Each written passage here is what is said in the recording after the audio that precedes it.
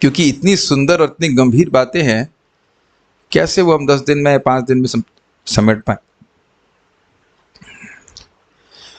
ओम अज्ञानतिमिरान्धस्य ज्ञानाञ्जनशलाकया चक्षुरुन्मिलितं येन तस्मै श्रीगुरुवे नमः। श्रीचैतन्यमनोभीष्टं स्थापितं येन भूतले स्वयं रूपः कदा मह्यं ददाति स्वपदान्तिकं।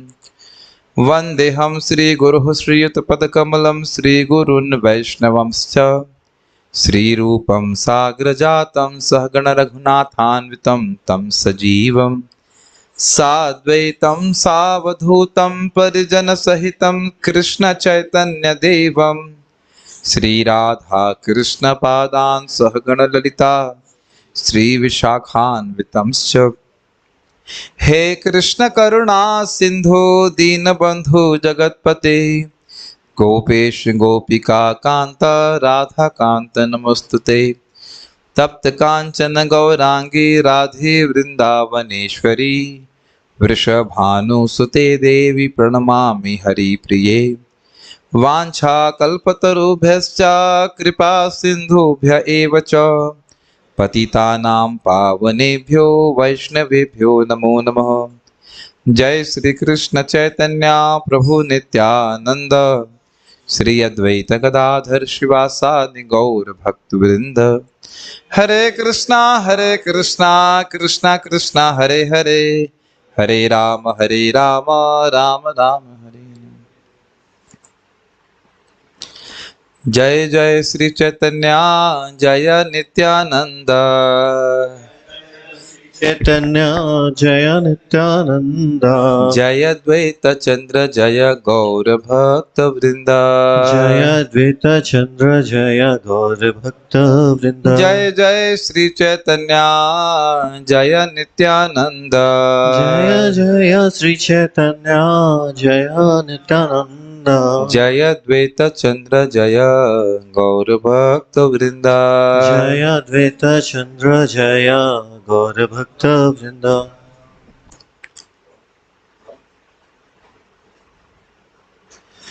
सभी भक्तों का स्वागत है। हम लोग आज श्री रूप शिक्षा में महाप्रभु की इस बात को सुन रहे हैं, शुद्ध भक्ति हईते है प्रेमा उत्पन्न अतएव शुद्ध भक्तिर कहिए लक्षण। शुद्ध भक्ति करने से प्रेम उत्पन्न होता है, अर्थात शुद्ध भक्ति साधन के रूप में की जा सकती है। आप देख रहे हैं, शुद्ध भक्ति हईते होए प्रेम उत्पन्न, शुद्ध भक्ति के द्वारा प्रेम उत्पन्न होता है। अर्थात शुद्ध भक्ति एक साधना भक्ति को रेफर कर रही है। साधना भक्ति भी शुद्ध भक्ति होती है। साधक अवस्था में भी व्यक्ति शुद्ध भक्ति का अभ्यास कर सकता है और उसके द्वारा भगवान में प्रेम उत्पन्न होता है। उस प्रेम के बारे में आपने क्या सुना था? चारी आगे तृण तुल्य चारी पुरुषार्थ, तो बहुत उत्कृष्ट वस्तु है और उसको प्राप्त करने का साधन क्या है, उसको महाप्रभु वर्णित कर रहे हैं। शुद्ध भक्ति, शुद्ध भक्ति के अभ्यास के द्वारा ही भगवान में प्रेम उत्पन्न होता है। अतएव शुद्ध भक्तिर कहिए लक्षण। इसलिए अब मैं तुमको बताऊंगा कि शुद्ध भक्ति क्या है। और ये समझना होगा कि किसी भी वस्तु के दो लक्षण होते हैं, तटस्थ लक्षण और स्वरूप लक्षण। उन दोनों का वर्णन करने वाला यह श्लोक आपके सामने है मतलब अभी आ गया। बहुत प्रसिद्ध श्लोक है, अन्याभिलाषिता शून्यम। शून्यम है और यहाँ पे दिक्कत यह है कि शून्य कर दिया है, शून्यम होना चाहिए। अब इसको मैं कैसे एडिट करूं? एक मिनट। यहाँ पे देखिए, एक एक शब्द में जरा सा भी मिस्टेक होता है, मेरी ही गलती है कि मैं इसको ध्यान नहीं दिया। शून्यम होना चाहिए, तो शून्यम को उधर पेस्ट करना जरूरी है। एक मिनट रखिए। Everything has a meaning and a sense. So हम लोग आज इसके अर्थ को समझेंगे, एटलीस्ट समझने का प्रयास करेंगे, और वह भी आचार्यों की टीका के अनुसार। ओके, मेरे में तो एडिट हो गया, ठीक।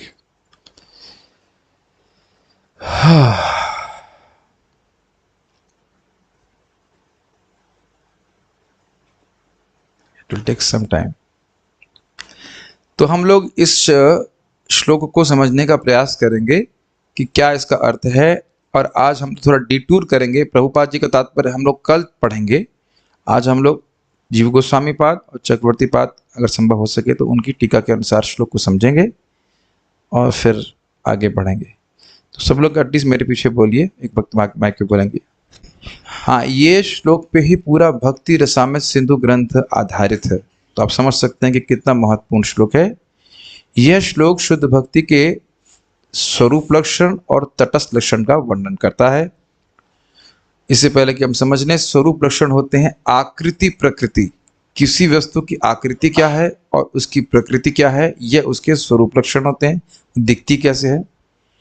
और तटस्थ मतलब कार्य, सेकेंडरी कैरेक्टरिस्टिक इसे कहना चाहिए, तो वह है इस श्लोक में हम समझेंगे। और ये जो दूसरी लाइन है, अनुकूलेन कृष्णानुशीलनम, ये है स्वरूप लक्षण, और अन्याभिलाषिता शून्यम, ये है इसके तटस्थ लक्षण। तो आप मेरे पीछे बोलिए, अन्याभिलाषिता शून्यम, अन्याभिलाषिता शून्यम, ज्ञान कर्माद्यनावृतम, ज्ञान कर्माद्यनावृतम, अनुकूल्येन कृष्णानो, आनुकूल्येन कृष्णानो, शीलनम भक्तिरुत्तमा, शीलनम भक्तिरुत्तमा, अन्याभिलाषिता शून्यम ज्ञान कर्माद्यनावृतम, अन्याभिलाषिता शून्यम, ज्ञान कर्माद्यनावृतम, आनुकूल्येन कृष्णानुशीलनम भक्तिरुत्तमा, आनुकूल्येन कृष्णानुशीलनम भक्तिरुत्तमा,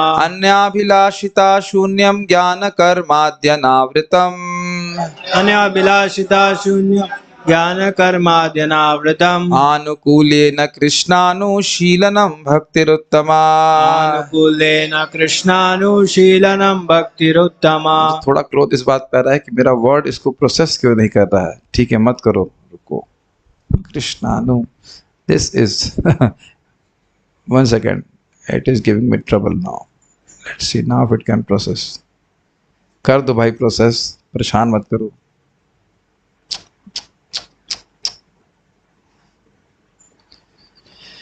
कृष्णा, मैं चाहता हूं कि शून्यम दिखे, वो शून्यम आना चाहिए। हाँ, शायद आ गया। पेज नंबर, एक मिनट रुकेगा। 160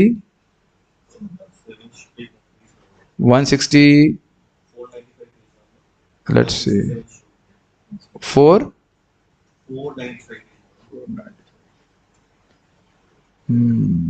शून्यम आया कि नहीं? हाँ, आ गया, शून्यम आ गया। ठीक है।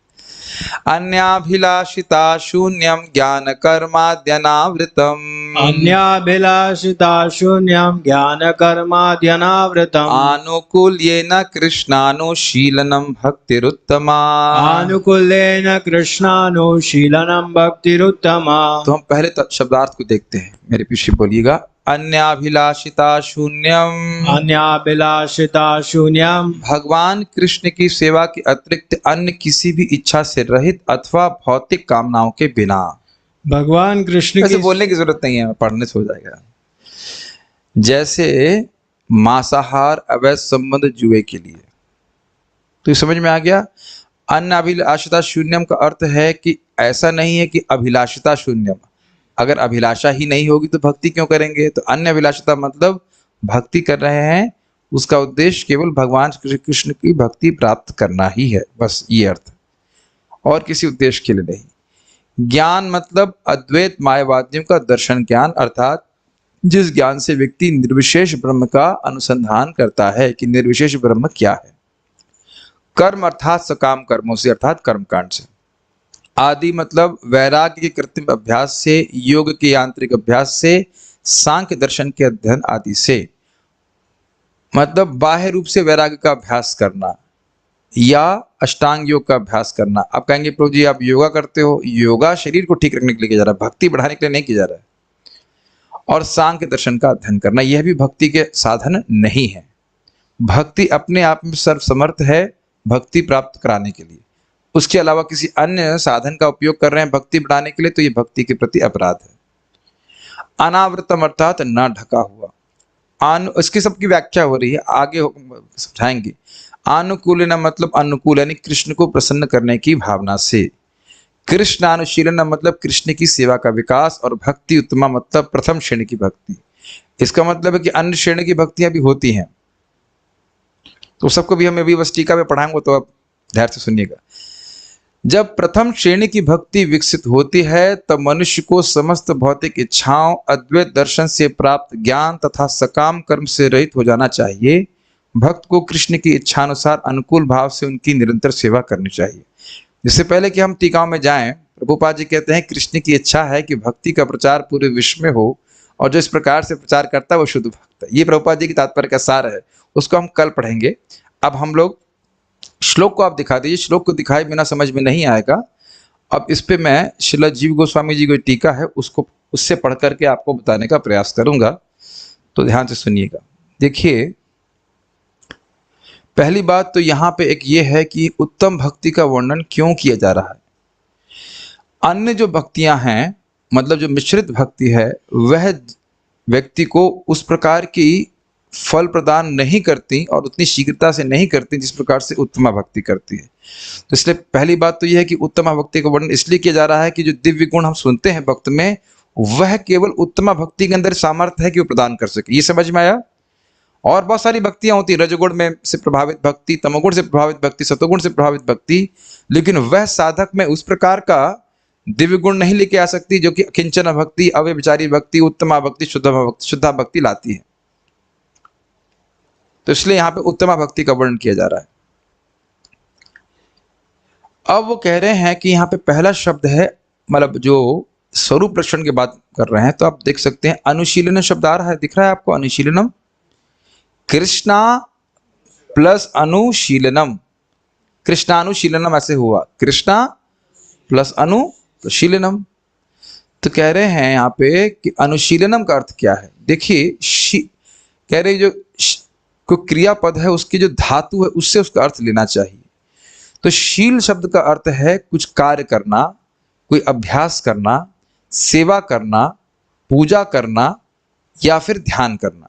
तो आप देख सकते हैं इसमें कुछ एक्शन आ रहा है, और वो एक्शन है शरीर से, मन से और वाणी से। क्या इन तीन चीजों से हम कुछ कार्य करते हैं कि नहीं? तो शीलनम का अर्थ हो गया कि शरीर से, मन से, वाणी से कुछ करना, ठीक है। और उसको वो बता रहे हैं दो रूप में शील का अर्थ लेना होगा, एक है प्रवृत्तात्मक और दूसरा है निवृत्तात्मक। समझ पा रहे हैं? प्रवृत्ति मतलब कुछ करना, और निवृत्तात्मक मतलब बाह्य रूप से क्रिया नहीं है लेकिन मन पूरा अब्जॉर्ब है भगवान में। प्रवृत्ति समझ रहे, कुछ कर रहे हैं। जैसे अब देखो हम लोग मंगल आरती जा रहे हैं, तो ये प्रवृत्ति हुआ कि नहीं? प्रवृत्तात्मक हुआ कि नहीं? कुछ कर रहे हैं, मैं भी कुछ बोल रहा हूं, आप लोग सुन रहे हैं, हम समझने का प्रयास कर रहे हैं।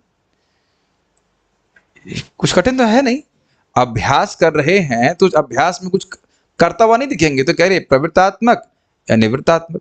एक और अर्थ इसमें दिया गया है कि प्रवृत्तात्मक निवृत्तात्मक का अर्थ यह भी है कि भक्ति कर रहा है तो ये प्रवृत्ति, और निवृत्ति मतलब अपराधों से बच रहा है, तो ये भी एक प्रकार की बात हो गई। तो हम ये अभी जो अर्थ रख रहे हैं तो उसमें कह रहे हैं अनुशीलनम का, शीलनम का अर्थ बता रहे हैं कि शील मतलब कुछ करना, और अनु का मतलब होता है लगातार करना। तो ये नहीं है कि व्यक्ति आज एक दिन जपा किया, कल छोड़ दिया, फिर उसको आप उत्तम भक्ति नहीं कह सकते, उसको नहीं कहा जाएगा। आज कर रहा है, कल कर रहा है, परसों कर, नित्य कर रहा है भगवान का नाम जप, नित्य भगवान का बारे में श्रवण कर रहा है, नित्य भगवान का स्मरण कर रहा है, नित्य भगवान की पूजा कर रहा है, ये अनुशीलनम का अर्थ हुआ। कुछ कठिन हुआ है? शीलनम मतलब बहुत सिंपल शब्दों में कहें, शीलनम का अर्थ है कुछ चेष्टा कर रहा है अपने शरीर से, अपने वचन से और अपने मन से भगवान के लिए, ठीक है। और ये मतलब रोज कर रहा है। अनु का एक अर्थ हुआ कि उसको लगातार नित्य रूप से करना, और अनुकूल का अर्थ हाँ, अनुकूल का अर्थ यही बता रहे हैं वो कि लगातार करना। उसके बाद वो कुछ और बातें कर रहे हैं, भाव रूप इत्यादि, उसको हमारे लिए रेलेवेंस है नहीं, क्योंकि हम भाव के स्तर पे है नहीं, तो उसको मैं छोड़ दे रहा हूँ। केवल अभी हम साधना भक्ति के बारे में बात कर रहे हैं, चेष्टा रूप भक्ति के बारे में।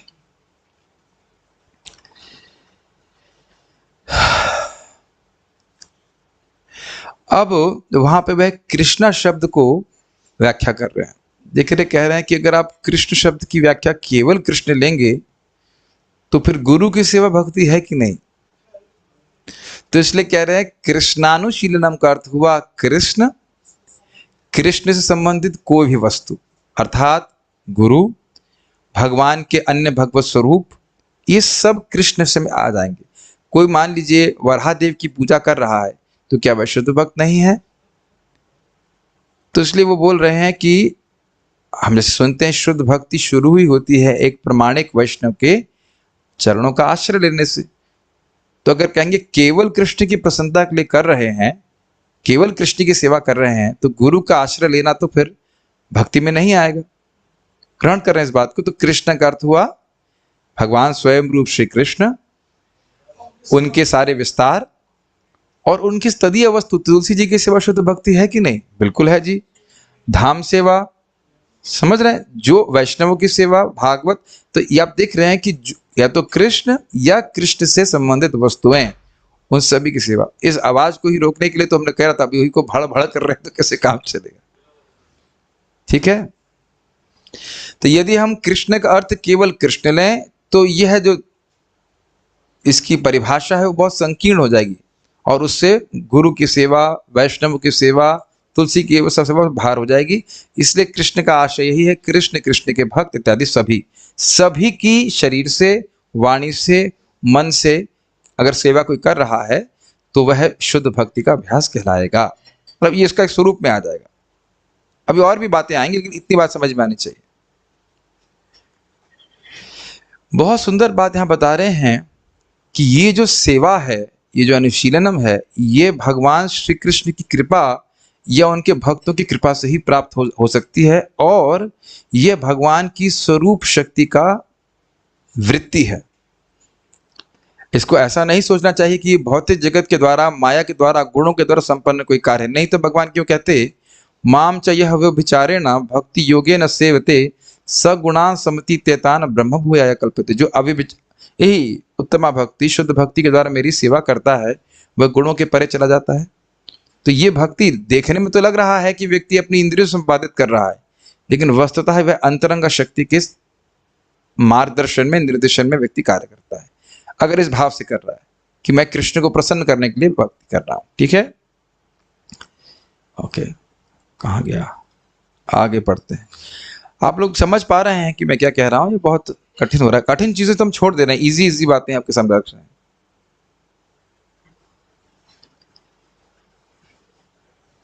अब वो कह रहे हैं कि यद्यपि यह है, तो कहेगा नहीं, हम तो देख रहे हैं कि जीव तो उसकी वैसे ही भौतिक है, आंखें तो वही हैं, कान तो वही सुन रहा है, आप कैसे कह रहे हो आध्यात्मिक है? तो कह रहे हैं कि नहीं, यद्यपि यह पूर्णतः आध्यात्मिक है, फिर भी यह अपना प्राकट्य भक्त की इंद्रियों में करती है। इसको हम पहले भी सुन चुके हैं कि भगवान का नाम हमारी जीभ पे आ रहा है, हम उच्चारण नहीं कर रहे हैं। जब जीव चाहता है कि मैं भगवान कृष्ण की सेवा करूं उनका नाम उच्चारण करके, अतः श्री कृष्ण नामाधि न भवेद ग्राह्यम इंद्रिय सेवोन्मुखे ही जीवदौ स्वयमेव स्फुरतः। तो जब जीव चाहता है कि भगवान का नाम मेरी जीभ पे आए, तो भगवान कृपा करके उसकी जीभ पे आते हैं। इसीलिए जो बुद्धिमान व्यक्ति है वो कभी भी अपने जप आदि का अहंकार नहीं करता। भगवान आपकी जीभ पे आ रहे हैं, आपने क्या किया? मान लीजिए मैं यहां पर बैठ जाऊं, तो आपने क्या किया विवेक इसमें? आपने कुछ नहीं किया, इज इट नॉट? तो अहंकार कर लेना कि मेरी वजह से प्रभु जी आके बैठे हैं। ये तो गलत बात है, ये तो गलत बात है। मैं तो अपने आप से बैठा हूं। तो हमने केवल इच्छा करी कि भाई मेरे मुख पे, जीभ पे हरे कृष्ण आए, तो कृष्ण आ गए, वो तो उनकी कृपा है, इज इट नॉट? और आप ये देख रहे हैं कि कैसी दुर्भाग्य है लोगों का कि इच्छा भी नहीं आती हरि नाम करने का। आपने देखा ये चीज? हम लोग रोज रोज हरे कृष्णा कर लेते हैं तो उसको कुछ गिनते नहीं है, लेकिन दुनिया में ऐसे लोग हैं जिनके हृदय में संकल्प ही नहीं उठेगा नाम उच्चारण भी करने का। तो ये वैष्णव की भक्तों की कृपा से ही तो हो रहा है कि हम हरे कृष्ण मंत्र रोज कर पा रहे हैं, है कि नहीं? या फिर हम लोग जैसे भागवत सुन रहे हैं, कुछ भी कुछ सुन रहे हैं, आप देखिए ना, लग रहा है कि वही शब्द हैं, का खा गा इत्यादि, जो भी कुछ आप उसे बना हम कुछ बात बोल रहे हैं, लेकिन अपने चित्त पे प्रभाव देखिए बिल्कुल अलग है कि नहीं? जैसे भगवान का प्रसाद भी देखने में वही दाल चावल लगता है, लेकिन बिल्कुल वो आध्यात्मिक वस्तु होता है और वो हमारे ग्रहण करने से हमारे चित्त को परिवर्तित भी करता है। कि कुछ समझ पा रहे हैं, ये है आध्यात्मिक वस्तु, आध्यात्मिक शक्ति की वृत्ति है, लेकिन भगवान के अचिंत्य शक्ति से हमारी इंद्रियों पे आ रही है। ये बोल रहे, बहुत अच्छी बात बोल रहे। तो ये हमारे शरीर, मन और वाणी की वृत्तियों को पे अधिकार जमा करके मतलब प्रस्तुत हो रही है। ऐसा नहीं है कि मैं जाप कर रहा हूं, भगवान की अंतरंगा शक्ति के प्रभाव से भगवान स्वयं प्रकट हो रहे हैं। एक एग्जाम्पल, बाकी अन्य सब जगह ग्रहण कर लेना होगा। नहीं समझ आ रहा है? महात्मानस्तु माम पार्थ दैवीं प्रकृतिम आश्रित भजन्त्यनन्य मनसो ज्ञात्वा भूतादिम अव्ययम। क्या ये श्लोक आपने भगवत गीता का नहीं सुना है? महात्मा लोग तो मेरा ही आश्रय लेते हैं, मेरी देवी प्रकृति के आश्रय में रहते हैं और अनन्य भाव से मेरा भजन करते हैं। तो आप समझ लीजिए, यहाँ पे भी अनन्य आ रहा है, अभी आएगा, मतलब भगवान की भक्ति प्राप्त करने के लिए ही भक्ति कर रहे हैं। तो जहां इस प्रकार का अनन्य भजन है, मतलब अंतरंगा शक्ति का आश्रय। कुछ समझ में आया? अगर कोई व्यक्ति के दिमाग में बात समझ में आ गई कि मैं भक्ति कर रहा हूं या कर रही हूं भगवान की प्रेम भक्ति प्राप्त करने के लिए ही और किसी कारण से नहीं, तो समझ देना कि चाहिए कि वह भगवान की श्रीमती राधा रानी की कृपा के अंतर्गत चल रहा है, अंतरंगा शक्ति के अंतर्गत चल रहा है। जैसे यहाँ जीव को समय बात स्पष्ट रूप से बोल रहे हैं। मुझे नहीं पता कि आप लोगों को समझ में आ रहा है कि नहीं आ रहा है, मैं पूरा प्रयास करने का, समझाने का प्रयास कर रहा हूँ। यदि किसी के दिमाग में बात समझ में आ गई कि भगवान का नाम जप इत्यादि हमें भगवान का प्रेम प्राप्त करने के लिए ही करना चाहिए और वो कर रहा है, तो वह भगवान के अंतरंगा शक्ति के अंतर्गत है। ये भी नहीं समझ में आ रहा है? इसमें क्या मुश्किल है? सबको दुनिया में पता है बात, सब लोग कर रहे हैं इसी प्रकार से। तो जिसको समझ में आया है उस पर कुछ कृपा हुई है कि नहीं, कि अभी भी समझ में नहीं आ रहा है कृपा कैसे बट रही है?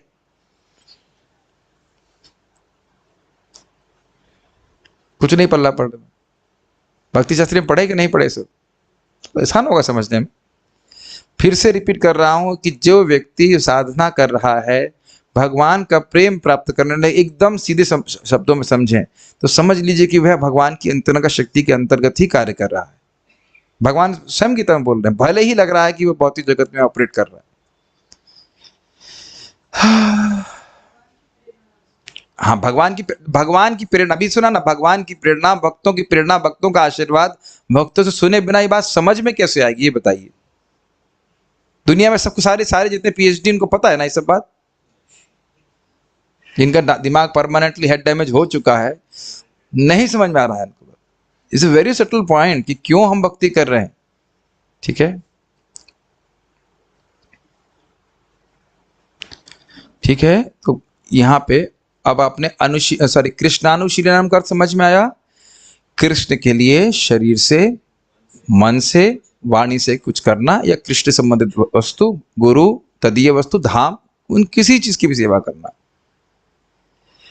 अब अनुकूलेना का शब्द का अर्थ क्या क्या कर रहे हैं? अनुकूल तो आप समझते हैं, अनुकूल का भाव होता है फेवरेबल, नेगेटिव भावना नहीं रखना।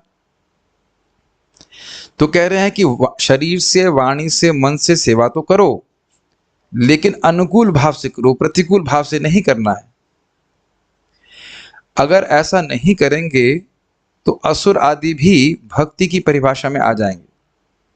तो कहीं भक्ति की परिभाषा को विस्तारित करना होता है और कहीं पे संकीर्ण करना होता है। कि इतना कितना सोच के शिला रूप गोस्वामी जी इसको लिखे हैं, तो देखिएगा। तो कह रहे हैं कि हम जब भक्ति को परिभाषित कर रहे हैं तो प्रतिकूलता का इसमें कोई स्थान नहीं है। क्यों ऐसा? क्योंकि अगर ऐसा होगा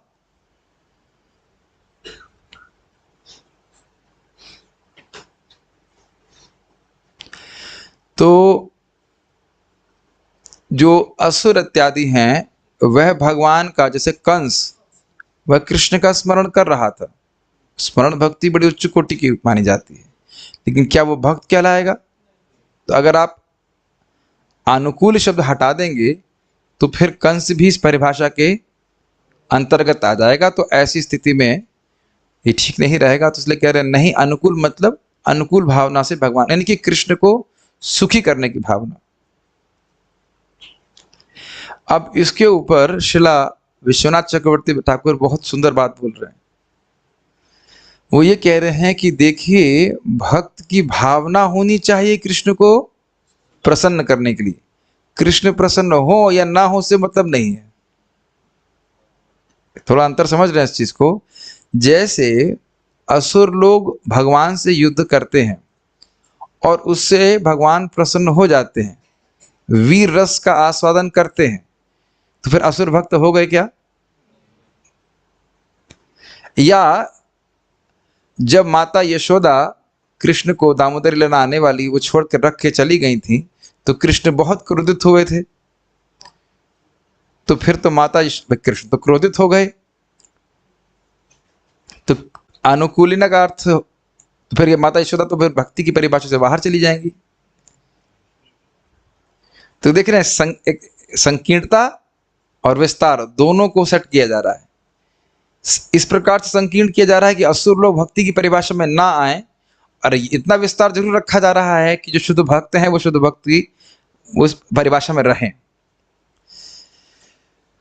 तो कहने का आशय यह है, अनुकूल का अर्थ है प्रतिकूलता का भाव। और एक और बात है कि मान लीजिए कृष्ण किसी घड़े से पानी पी रहे हैं तो प्रसन्न हो जाते हैं, तो घड़े तो कोई इच्छा नहीं कर रहा है कि घड़ा भक्त बन गया। ऑल दो गोलोक की बात नहीं कर रहा हूँ, गोलोक में तो घड़ा भी व्यक्ति है, लेकिन वैसे ही बोल रहे हैं। तो मेन बात है प्रतिकूलता का भाव। तो अगर असुर लोग भगवान से युद्ध कर रहे हैं और भगवान प्रसन्न हो रहे हैं, तो क्या असुर लोग भगवान को प्रसन्न करने के लिए युद्ध कर रहे हैं? तो वहां प्रतिकूलता है, तो इसलिए वो भक्त नहीं है। और माता यशोदा यद्यपि कृष्ण को नीचे रख करके दूध बचाने के लिए गई हैं, लेकिन कृष्ण का प्रति कोई प्रतिकूलता नहीं है। समझ रहे हैं? कृष्ण के ही सुख के लिए वह दूध को बचाने के लिए गई, तो वह भगवान की शुद्ध भक्त हैं, शुद्ध भक्ति की परिभाषा में वो हैं। यद्यपि कृष्ण बाह्य रूप से क्रोधित हो रहे हैं, तो कृष्ण क्रोधित हो रहे हैं या प्रसन्न हो रहे हैं वो महत्वपूर्ण नहीं है। भक्त का अनुकूल भाव होना चाहिए या फिर प्रतिकूलता का भाव होना चाहिए। ठीक है। जो लोग और गंभीर छात्र हैं वह मैं सभी से अनुरोध करूंगा कि परम पूज्य वृंदावन चंद्र महाराज की जो हमारा ग्रुप है भक्ति रसामृत सिंधु का, उसको पढ़ें। दो मेरे ख्याल से 2 दिन महाराज इस पे प्रवचन किए, 1.5-2 घंटे के प्रवचन। हम तो फिर भी आपको भी थोड़ा सार में बता रहे हैं, बहुत सुंदर तरीके से महाराज उसको समझाए हैं। वहां भी आप और इस पे प्रकाश प्राप्त कर सकते हैं। ठीक है, आगे पढ़ रहा हूं मैं।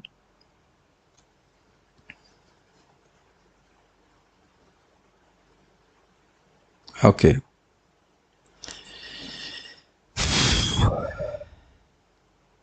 एक शब्द और भी यहाँ पे है।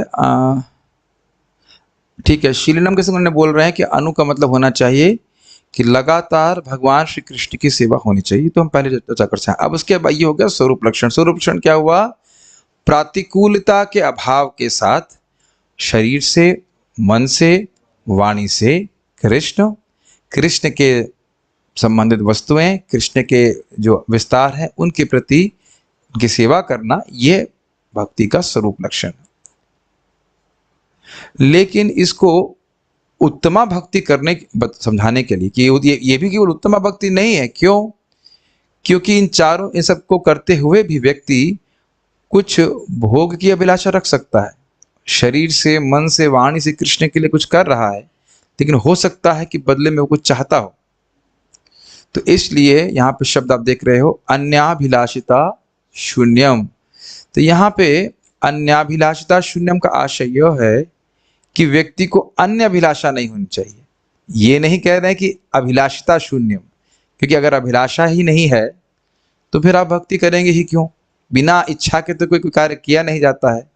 तो अन्य अभिलाषिता का मतलब हो गया भोग, मुक्ति या फिर सिद्धि। ये तीन ही चीज तो हमने भौतिक इच्छा में सुनी थी ना, भुक्ति, स्वर्ग आदि प्राप्त करना, या यहाँ पे जहाँ कुछ महान बनने का प्रयास करना, या फिर जगत से मुक्त होने का प्रयास करना, और या फिर सिद्धि आदि प्राप्त करना। सिद्धि क्या है? भुक्ति मुक्ति सिद्धि कामी सकल यशान कृष्ण भक्त निष्काम अतएव शांत। तो बड़ा स्पष्ट समझ में आ रहा है।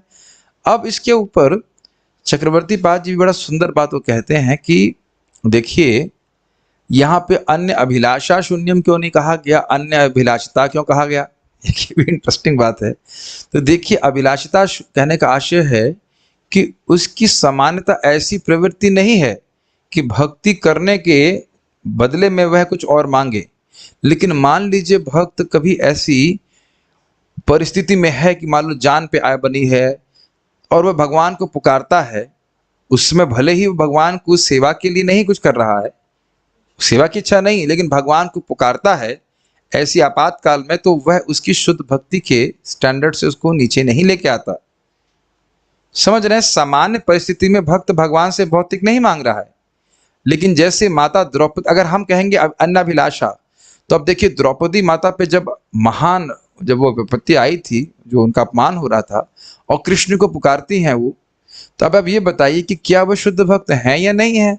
शुद्ध भक्त हैं। लेकिन अगर आप यानी कि सामान्यतः माता द्रौपदी कुछ भौतिक प्राप्त करने के लिए कृष्ण का भजन नहीं करती थी, लेकिन वो जो उनकी स्थिति थी वह तो मृत्यु से भी मतलब एकदम और खतरनाक थी। तो ऐसी अवस्था में भक्त अगर कृष्ण को पुकारता है तो उसकी शुद्ध भक्ति या शुद्ध भक्ति के स्टैंडर्ड में कोई दोष नहीं आता है। सामान्य अवस्था में वैसे नहीं पुकार रहा है। Does it make sense? Gajendra नहीं, गजेंद्र के नाम पर नहीं रखा जाएगा। भीम, एक आपको कथा पता हो, भीम के संग भी ऐसा हुआ था। एक बार युधिष्ठिर महाराज ने कहा कि सबको बुलाना है, सारे राजाओं को बुलाना है और कृष्ण को भी बुलाना है, और मतलब कुछ मीटिंग, विशेष मीटिंग रही हो, और मीटिंग का समय हो गया और भीम भूल गए कि कृष्ण को बुलाना है। कुछ तो रहा होगा, भूल गए। अब तो फिर वो कृष्ण को पुकारते हैं तो फिर कृष्ण तुरंत प्रकट हो जाते हैं। तो एक विपद वाली बात है। और बहुत सारे एग्जाम्पल जहां विपदा आ जाए और भक्त भगवान को पुकारता है तो फिर ऐसा उसकी शुद्ध भक्ति में, मतलब वो शुद्ध भक्त की परिभाषा से बाहर नहीं हुआ, इसलिए अन्य अभिलाषा शून्यम नहीं है, अन्य अभिलाषता शून्यम है। अच्छा, गजेंद्र का जो आपने एग्जाम्पल लिया, आप गजेंद्र की प्रार्थना को ध्यानपूर्वक सुनिए। वहां वो कहते हैं कि आपके शुद्ध भक्त तो आपसे मुक्ति की भी अभिलाषा नहीं करते, लेकिन मैं चाह रहा हूं कि मैं इस हाथी के शरीर, याद है आपको, हाथी के शरीर से मुक्त हो जाऊं। वो अपनी खुद की भर्त्सना करते हैं कि मैं तो शुद्ध भक्त नहीं हूं। उन्होंने पुकारा, वो आर्त में आता है, आपको याद है? आर्त अर्थात में आर्त का उदाहरण गजेंद्र का दिया जाता है। तो भले भगवान के पार्षद बन गए, वो सही बात है, लेकिन अब उसको वो उस शुद्ध भक्ति की डेफिनेशन कल्टीवेशन में आप नहीं कर सकते कि गजेंद्र साधना भक्ति कर रहे थे एटलीस्ट हाथी के शरीर में। पिछले जन्म में इंद्रद्युम्न महाराज के रूप में कर रहे हैं, अलग बात है, लेकिन हाथी के शरीर में वो भक्ति का अभ्यास नहीं कर रहे थे, वो एक अलग केस हो गया। यहाँ पे हम साधना भक्ति के बारे में बात कर रहे हैं। अब आपको, इससे पहले हम आगे जाएं, क्या आपको लगता है कि करना कठिन है? बिल्कुल नहीं है। थोड़ा सा विवेक की आवश्यकता है कि मैं हूं कौन हूं मैं, बताइए। हम लोग कौन है? भगवान के अंश। जैसे मान लीजिए हम लोग जेल में पड़े हों और ये स्मृति हो जाए कि अरे मेरा तो परिवार बाहर है, मैं तो यहाँ जेल में पड़ा हूं, तो क्या आपकी लालसा ये नहीं रहेगी कि मैं कुछ करूं ताकि जेल के बाहर निकल के वापस अपने परिवार के पास चला जाऊं? क्या ये समझावट करने में क्या दिक्कत है, जरा बताइए। हाँ, ये दिक्कत तब होगी जब हम इतने भूल जाएं कि हम सोचे जेल के परिवार वाले ही हमारे जेल वाले हैं, सॉरी जेल वाले ही हमारे जेल के परिवार वाले हैं, तब अलग बात है। Doesn't make sense? भाई आप सब भारतीय शरीर में हैं, मान लीजिए आप अमेरिका चले जाएं तो अब यही मानने लग जाएंगे कि अमेरिका, अब अमेरिकन है, अब तो नहीं मानेंगे ना, आप यही मानेंगे कि भारतीय परिवार में था, यहाँ इत्यादि, तो है ही ना, स्वाभाविक सी बात है। तो भक्ति का अगर हम थोड़ा सा विवेक जागृत करें इस सिद्धांत को सुन करके, तो पहली चीज तो हम ये करेंगे, कृष्णानुशीलनम, शरीर से, वाणी से और मन से भगवान गुरु को, भगवान को, वैष्णवों को संतुष्ट करने का प्रयास। प्रतिकूलता का भाव रखें, प्रतिकूलता का भाव रखेंगे, मतलब अनुकृष्ण भक्त सुखी हो, तुलसी देवी सुखी हो, वैष्णव सुखी हो, ये भावना रखेंगे। क्या इसे करने में कोई कठिनाई है? कुछ भी कठिनाई नहीं है। एक्चुअली अगर आप देखें तो इट इज वेरी सिंपल। दिमाग कॉम्प्लिकेटेड हो जाता है, इसलिए बातें कॉम्प्लिकेटेड हो रही हैं। क्या समझने में कठिनाई है बताइए? आप में से कोई हाथ खड़ा कर दीजिए कि वैष्णव को सुखी करने में ये परेशानी है, और मैं हेल्प करने के लिए तैयार हूं। बता दीजिए कि किसी भक्तों को सुखी करने में क्या दिक्कत है। भाई आपके पास धन भी ना हो, मान लीजिए आप कहें कि हम प्रभु जी हम तो नहीं खिला सकते, तो कृष्ण हॉल में खड़े होकर चम्मच भी नहीं चला सकते। मैं एग्जाम्पल दे रहा हूं, तो ये मत सोचिए कि धन के द्वारा ही आप वैष्णव को सुखी कर सकते हैं। ये सब यहाँ कहीं लिखा है कि धन की जरूरत है? अच्छा, धन की जरूरत बिल्कुल नहीं प्रभु जी। ठीक है, धन तो फिर हम अपने घर परिवार वालों को देंगे। नहीं, धन भी आपका भगवान की सेवा में लगना चाहिए, लेकिन कहने का आशय यह है कि धन होगा तभी आप भक्ति का अभ्यास करेंगे, ऐसा कुछ नहीं है। कुछ भी नहीं है तो हरे कृष्ण तो कर ही सकते हैं ना। वो तो सबसे अमेजिंग बात है कि जो सबसे बड़ी सेवा वो फ्री है। तार मध्य सर्वश्रेष्ठ नाम संकीर्तन, नाम उच्चारण तो सबसे फ्री है, तो क्या दिक्कत है? प्रभुपाद जी इसको बोला भी करते, तुम कहते थे कि तुम लोग कहते कोई सेवा नहीं है, कोई सेवा नहीं, और महाप्रभु कह रहे हैं कीर्तन ही है सदा हरि। तो ये समझ में आ रहा है? जब आपको डेफिनेशन समझ में आएगी तो ये केवल डेफिनेशन सुनने के लिए नहीं है, अपितु इसको प्रैक्टिकल अप्लाई करना है। भाई भागवतम पढ़ने श्रवण करने से क्या भगवान प्रसन्न होते हैं? तब बताओ, सुनने में भी पैसे खर्च होते हैं। Make sense? और तो एक तो ये विवेक क्लियर हुआ कि करने में कोई कठिनाई नहीं है, और दूसरा चीज ये है कि जब हम भक्ति कर रहे हैं, इतना विवेक अगर है कि मैं शरीर नहीं हूं, तो शरीर से संबंधित स्थूल या सूक्ष्म वस्तुएं मुझे कैसे संतुष्ट कर सकती हैं? तो उसके लिए भक्ति करने की क्या जरूरत है? इतना विवेक तो होना चाहिए ना, कि यश प्राप्ति करने के लिए, प्रसिद्धि प्राप्ति करने के लिए, या पद प्राप्त करने के लिए, और अन्य इच्छाएं, भोग प्राप्त करने के लिए, और करके मुझे इससे क्या लाभ होगा? ये बहुत गुह्य बात है। यद्यपि हृदय में लस्ट, एंगर इत्यादि हो सकता है, लेकिन आप शुद्ध भक्ति का अनुशीलन कर सकते हैं। इसमें कुछ विरोध है या नहीं समझ में आ रहा है? माइक पे पूछिए। मैं इससे आगे पहले जाऊं ये बात, इसलिए मैं ये यहाँ पे चला दूं। कोई कहेगा नहीं नहीं, जब हम पूरी तरह शुद्ध हो जाएंगे तब हम शुद्ध भक्ति का अभ्यास करेंगे। प्रभु जी, यदि स्थिति आपातकालीन वाली हो, जिसमें कार्य ना चले, कि हमें भगवान से प्रार्थना करनी ही पड़े, तो उस स्थिति में मतलब उसको भी हम शुद्ध भक्ति में काउंट करेंगे कि नहीं? उससे वह शुद्ध भक्ति में डिस्काउंट नहीं होगा, ऐसा समझिए। अगर किसी आपातकालीन स्थिति में भक्त भगवान को पुकारता है तो वह शुद्ध भक्ति के मार्ग से बाहर नहीं होगा। उसको ये नहीं कह सकते कि वो शुद्ध भक्ति है, बस ये कही कि वो शुद्ध भक्ति से बाहर नहीं होगा। उसको रेफरी रेड कार्ड नहीं देगा, फुटबॉल मैच में होता है ना, पेनल्टी नहीं होगी, ऐसे क्या। और बल्कि ये तो सहज है ना कि कष्ट में अगर वो कृष्ण को पुकार रहा है, ये तो अच्छी ही बात है। अभी तो ये बहुत बड़ी बात है कि कष्ट में वो कृष्ण को पुकार रहा है और किसी को नहीं। और कोई है? और भाई आप सुना नहीं, आपने देखा नहीं, क्या नाम है, उत्तरा पाही पाही महायोगिन। अब डिपेंड ये करता है कि कष्ट किसको मानते हैं। यदि हम मानते हैं कि हमारे एग्जाम में 30% का पेपर रह गया है और फिर कृष्ण को पुकार रहे हैं पाही पाही महा, कहाँ गए हमारे योगी? कहाँ योगी है? नहीं है वो। तो हाँ दिख गए हमारे प्रभु जी, तो वह भी चलो। वैसे ये बात सत्य है कि वो प्रभु जी प्रायः तो नहीं मांगते भगवान से, लेकिन एग्जाम में अगर नंबर कम आ रहे हैं, 30% का पेपर नहीं है, तो कहें पाई पाई, तो वह भी ठीक ही है, चलो कोई दिक्कत नहीं। कह रही तो मजाक की बात है। अच्छा, ये समझ में आ गया। अन्नाभिलाषिता शून्यम, यानी कि न योग की प्राप्ति ना और किसी चीज के लिए नहीं, भगवान की भक्ति प्राप्त हो, इस उद्देश्य से। मैं फिर रिपीट करूंगा, इस जगत में भी तांत्रिक लोग तंत्र मंत्र करते हैं, जो साधना कर रहे होते हैं, उन्हें पता है कि उनकी सिद्धि क्या है। तो ये बारंबार जब श्रवण करेंगे तब हमको समझ में आएगा कि हम ये भक्ति कर क्यों रहे हैं, और भक्ति में क्यों का बहुत महत्व है, क्यों कर रहे हैं इसका बहुत महत्व है। ठीक है। हाँ, मैं बात ये बोल रहा था कि यद्यपि हृदय में काम क्रोध इत्यादि पूरी तरह से निवृत्त नहीं हुआ है, लेकिन इसका अर्थ यह नहीं है कि भक्ति को लक्षित करके आप भगवान की शुद्ध भक्ति का अभ्यास नहीं कर सकते। ये बात समझने का प्रयास कीजिए। पूरी तरह से भौतिकता से मुक्त नहीं है, लेकिन जब हम भक्ति कर रहे हैं तो ये लालसा है कि कृष्ण के चरणों की प्राप्ति कर रहा हूं। ये थोड़ा मैं ठहर के समझाता हूं। भगवान की शुद्ध भक्ति जो व्यक्ति कर रहा है, अभ्यास कर रहा है, साधना कर रहा है, शीलनम का अर्थ क्या समझना था? अभ्यास था ना एक। अभ्यास मतलब परफेक्ट तो नहीं हो गए आप। तो भक्ति देवी अपनी शक्ति से ही जितना वैराग्य चाहिए वो जागृत कर देती है। और आप अपने जीवन में प्रैक्टिकल देखिए, कितनी सारी बुरी आदतों से आप अपने आप निवृत्त हो गए, उसके लिए अलग से प्रयास करने की आवश्यकता नहीं हुई। भक्ति कर रहे हैं तो भक्ति के प्रभाव से ही व्यक्ति क्यों बहुत सारी भौतिकता वाली चीजों से निवृत्त हुआ है कि नहीं हुआ? बताइए। टीवी देखना ना, क्या क्या बहुत सारे इसमें, अखबार पढ़ना, क्या क्या कचरा रहता है। आपने उसके लिए अलग से प्रयास नहीं किया, जब कर रहे हैं, भगवान के बारे में सुन रहे हैं।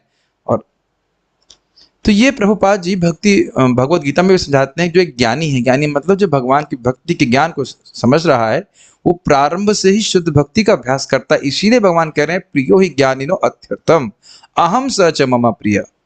तो इसलिए इस प्रकार के भक्ति के ज्ञान को समझना हमारे लिए आवश्यक है। उम्मीद है कि आपको समझ में आ रहा होगा। अब यहाँ पे ज्ञान कर्मादि अनावृतम है। आवृत का अर्थ क्या होता है? ढक जाना। और अनावृत मतलब ढकना नहीं। यहां ज्ञान कर्मादि शून्यम नहीं कहा जा रहा है। क्या हम भगवान के बारे में जानने का कुछ प्रयास नहीं कर रहे? बिल्कुल कर रहे हैं। क्या भक्ति में कुछ कर्म नहीं होते? अरे कर्म से भरी पड़ी है। जाप करो, प्रणाम करो, कर्म मतलब कुछ क्रिया तो है ही ना। अगर कर्म शून्य कर देंगे तो फिर भक्ति करेंगे कैसे? तो यहाँ पे क्या और ज्ञान और कर्म का अर्थ है, उसको समझने का प्रयास कीजिए। ये बहुत इंपॉर्टेंट है। मुझे लग रहा है कि मैंने एक आज वीडियो अजीब सा दिख रहा है। ओके, एनीवेज, ये बात एक भक्त हमारे हैं प्राणनाथ प्रभु मुझे बता रहे थे कि 17 साल हो गया, समझ में नहीं आया ये ज्ञान कर्मादि अनावृतम का अर्थ क्या होता है। तो देखिए इसका अर्थ क्या है, समझिए। ज्ञान का यहाँ पे अर्थ है निर्विशेष ब्रह्म का अनुसंधान। वो ब्रह्म ज्योति क्या है, उसका स्वरूप क्या है, ये जगत मिथ्या है, इसी प्रकार का अनुशीलन करके ब्रह्म को समझने का प्रयास। तो उसमें भगवान की भक्ति कहाँ रही बताइए? तो ज्ञान समझ गए, ज्ञान उससे भक्ति ढक गई कि नहीं ढक गई? भक्ति छोड़ करके व्यक्ति ज्ञान का प्रयास कि निर्विशेष ब्रह्म क्या है उसका अनुसंधान करने, अनुसंधान रिसर्च, उस पर रिसर्च करने लग जाए, तो वह उस ज्ञान के अभ्यास के द्वारा, उस अनुसंधान, उस रिसर्च के द्वारा व्यक्ति की भक्ति ढक जाएगी। कि उसके भाव होगा मैं ही ब्रह्म हूं, मैं ही भगवान हूं। तो जहां भगवान और भक्त की भावना ही समाप्त हो गई तो भक्ति ढक गई कि नहीं जी। और बहुत सुंदर बात यहाँ पे बताई गई है कर्म के संबंध में। कर्म का मतलब होता है नित्य नैमित्तिक कर्म कांड जो व्यक्ति करने होते हैं जगत में। इस पे विश्वनाथ चक्रवर्ती ठाकुर जी बहुत सुंदर तरह से बताते हैं। देखिए यहाँ पे शून्यम शब्द नहीं है, अनावृतम शब्द है। एक बात तो यह है कि जब व्यक्ति भगवत ज्ञान का अनुशीलन कर रहा है, भगवान के गुणों की चर्चा कर रहा है, भगवान के ऐश्वर्य के बारे में सुन रहा है, तो उससे भगवान की भक्ति बढ़ती है कि नहीं? तो वैसे ज्ञान का अनुशीलन हमको नहीं छोड़ना है। श्रीमद् भागवतम में भगवान का जो ज्ञान है वो भक्ति है, उससे भगवान के प्रति प्रेम बढ़ता है कि नहीं? तो ये नहीं कि उसको भी छोड़ दिया। उस ज्ञान का अनुशीलन नहीं करना है जिससे भगवान के प्रति सेवक और सेव्य का भाव, सेव्य और सेवक का भाव समाप्त हो। ब्रह्म में कोई सेवक सेवक का भाव है नहीं है, तो वो ज्ञान छोड़ना है। लेकिन श्रीमद् भागवतम का अध्ययन करना, भगवत गीता का अध्ययन करना, ये भक्ति है, इससे तो भक्ति बढ़ती। तो ये क्लियर हो गया। अब कर्म के बारे में विचार कीजिए। कर्म बड़ा सुंदर है। चक्रवर्ती पाद कहते हैं, देखिए यहां पे लिखा है कर्मादि अनावृतम। तो दो प्रकार से कर्म के द्वारा हमारी भक्ति ढकती है। कर्म कांड कर रहा हो, चाहे वो नित्य हो मतलब रोज किए जाने वाला, या नैमित्तिक हो मतलब कभी किसी फेस्टिवल तदीम करने वाला। यदि कोई सोचे कि मैं इस कर्म कांड को कर रहा हूं और इससे मेरी भक्ति बढ़ेगी, तो यह भक्ति में एक आवृत है, एक ढकाव है। क्यों? क्योंकि उसकी यह श्रद्धा हो रही है कि कर्म कांड पे भक्ति निर्भर करती है। कर्म किस प्रकार से ढकता है भक्ति को, यह समझ में आ रहा है या कठिनाई हो रही है? अगर कोई कहे कि मैं किसी देवता की पूजा करूंगा या और कुछ पूजा करूंगा, उससे मेरी भक्ति बढ़ जाएगी, तो यह है एक मिथ्या धारणा है और ये भक्ति का अपमान है। भक्ति केवल भक्ति करने से ही बढ़ती है। ये ढकाव समझ में आ रहा है। और दूसरा, अगर व्यक्ति सोचता है कि मैं ये जो मेरे घर में पूजा पाठ का विधान है और इसको मैं नहीं करता हूं तो इससे मुझको पाप लगेगा, तो आप कहीं ना कहीं देख रहे हैं ना कि भक्ति में श्रद्धा कम हो रही है।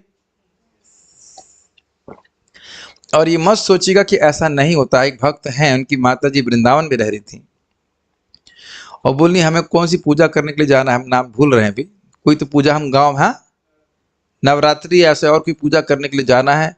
क्यों जाना है भाई, आप हरे कृष्ण मंत्र जप रहे हैं, वृंदावन में रह रहे हो, तो अब क्या आप किसी देवता की पूजा करने के लिए आपको जाना है? तो अब देख रहे हैं कि श्रद्धा का भाव है वहां पे और भगवान में श्रद्धा नहीं हो रही है। तो इस सूक्ष्मता को समझ पाइए। दूसरा पॉइंट समझ में आ रहा है कि नहीं आ रहा है? एक कि मैं कुछ कर्मकांड करूंगा उससे भक्ति बढ़ जाएगी, और दूसरा कर्मकांड नहीं करूंगा तो मुझे कुछ पाप लगेगा। भक्त को कन्विंस होना चाहिए, कृष्ण भक्ति कैला सर्व कर्म कृत होय। भगवान की भक्ति कर रहा हूं, मुझे और किसी दरवाजे पर लटकने की जरूरत नहीं है। ठीक है, क्या ये समझ में? अच्छा, लेकिन अब मान लीजिए वहां पे चक्रवर्ती बात कहते हैं, बंगाल में कोई भक्त हैं जो शुद्ध भक्ति का अभ्यास कर रहे हैं और परिवार के समाज के को डिस्टर्ब नहीं हो और वह किसी कर्मकांड में खड़े हो जाते हैं जाकर के, तब तो उनकी भक्ति जरूर ढक जाएगी। कहते हैं ना, क्योंकि उनकी उस कर्मकांड में कोई श्रद्धा नहीं है तो वह उनकी भक्ति ढकने वाली नहीं है। और ये जब मैंने बताया था बाली के भक्तों को तो बड़े खुश हुए थे, क्योंकि वहां पे गांव वाले बड़ा परेशान करते हैं, अगर आप नहीं गए पूजा में तो आपको बहुत परेशान करेंगे। तो अब दबाव के कारण व्यक्ति खड़ा हो गया वहां पे, तो उसका अर्थ यह नहीं कि उसकी भक्ति जो है डिस्टर्ब हो गया, कृष्ण से अप्रसन्न हो जाएंगे। क्यों? क्योंकि भगवान गीता में बोलते हैं कि जिस कार्य को आप श्रद्धा से नहीं करते हो उसका कोई आपको प्रभाव नहीं पड़ता, ना इस जन्म में फल मिलता है ना अगले जन्म में फल मिलता है। तो उम्मीद है कि आपको ये ज्ञान कर्म अनावृतम वाली बात समझ में आ रही। आदि का अर्थ क्या है? योग का अभ्यास करना, वैराग्य का अभ्यास करना। देखिए, अलग से वैराग्य का अभ्यास करने से क्या होगा? हृदय हो जाएगा कठोर, और जबकि भक्ति का उद्देश्य है हृदय को एकदम पिघला देना। ये थोड़ा समझने का प्रयास कीजिए कि जो व्यक्ति वैराग्य का अभ्यास अलग से कर रहा है वह ज्ञानियों का मार्ग है, और जो व्यक्ति बहुत भोग में आसक्त है उसके लिए कर्म मार्ग है। लेकिन भक्ति में वो व्यक्ति आता है जो ना पूरी तरह से आसक्त है और ना पूरी तरह से अनासक्त है। समझ रहे हैं इस बात को? इतना भी आसक्त नहीं है, इतना भी कर्मठ नहीं है कि अब क्लास में बैठने का समय ही नहीं उसके पास, और इतना भी अनासक्त नहीं है कि आप बिल्कुल ही घर छोड़ दे, ऐसा परिवार छोड़ दे, ऐसा भी नहीं है। तो भक्ति का, शुद्ध भक्ति का अधिकारी वह व्यक्ति है जो भगवान की कथा में रुचि रखता है। सीधी सीधी बात, भक्ति शास्त्रों में उसकी रुचि है, और जो वो रुचि है वह रुचि बढ़ते बढ़ते जब इधर रुचि बढ़ रही है भक्ति की, तो अपने आप अन्य विषयों से उसकी रुचि समाप्त हो रही है, लेकिन हृदय कठोर नहीं हो रहा है। जो ज्ञानी है वह व्यक्ति बहुत कठोर तपस्या करता है, बट उससे उसका हृदय कठोर हो जाता है, जो भक्ति के लिए अनुकूल नहीं है। और अभी आप आगे के श्लोकों में देखेंगे, भाव भक्ति इत्यादि में व्यक्ति की एकदम हृदय बिल्कुल मृदु हो जाता है। एवं मृतः स्वप्रिय नाम कीर्त्या जातानुरागो धृत चित्त, एकदम चित्त बिल्कुल पिघल जाता है। तो आप ये अपने आप में देख रहे होंगे कि भक्ति का अभ्यास करने से अपने आप ही प्रजल्प खराब लगता है। भक्ति अच्छी लग रही है इसलिए प्रजल्प अपने आप ही खराब लगता है। ऐसा नहीं कि व्यक्ति अलग से अभ्यास कर रहा है मौनी बाबा बनने के लिए। ठीक है,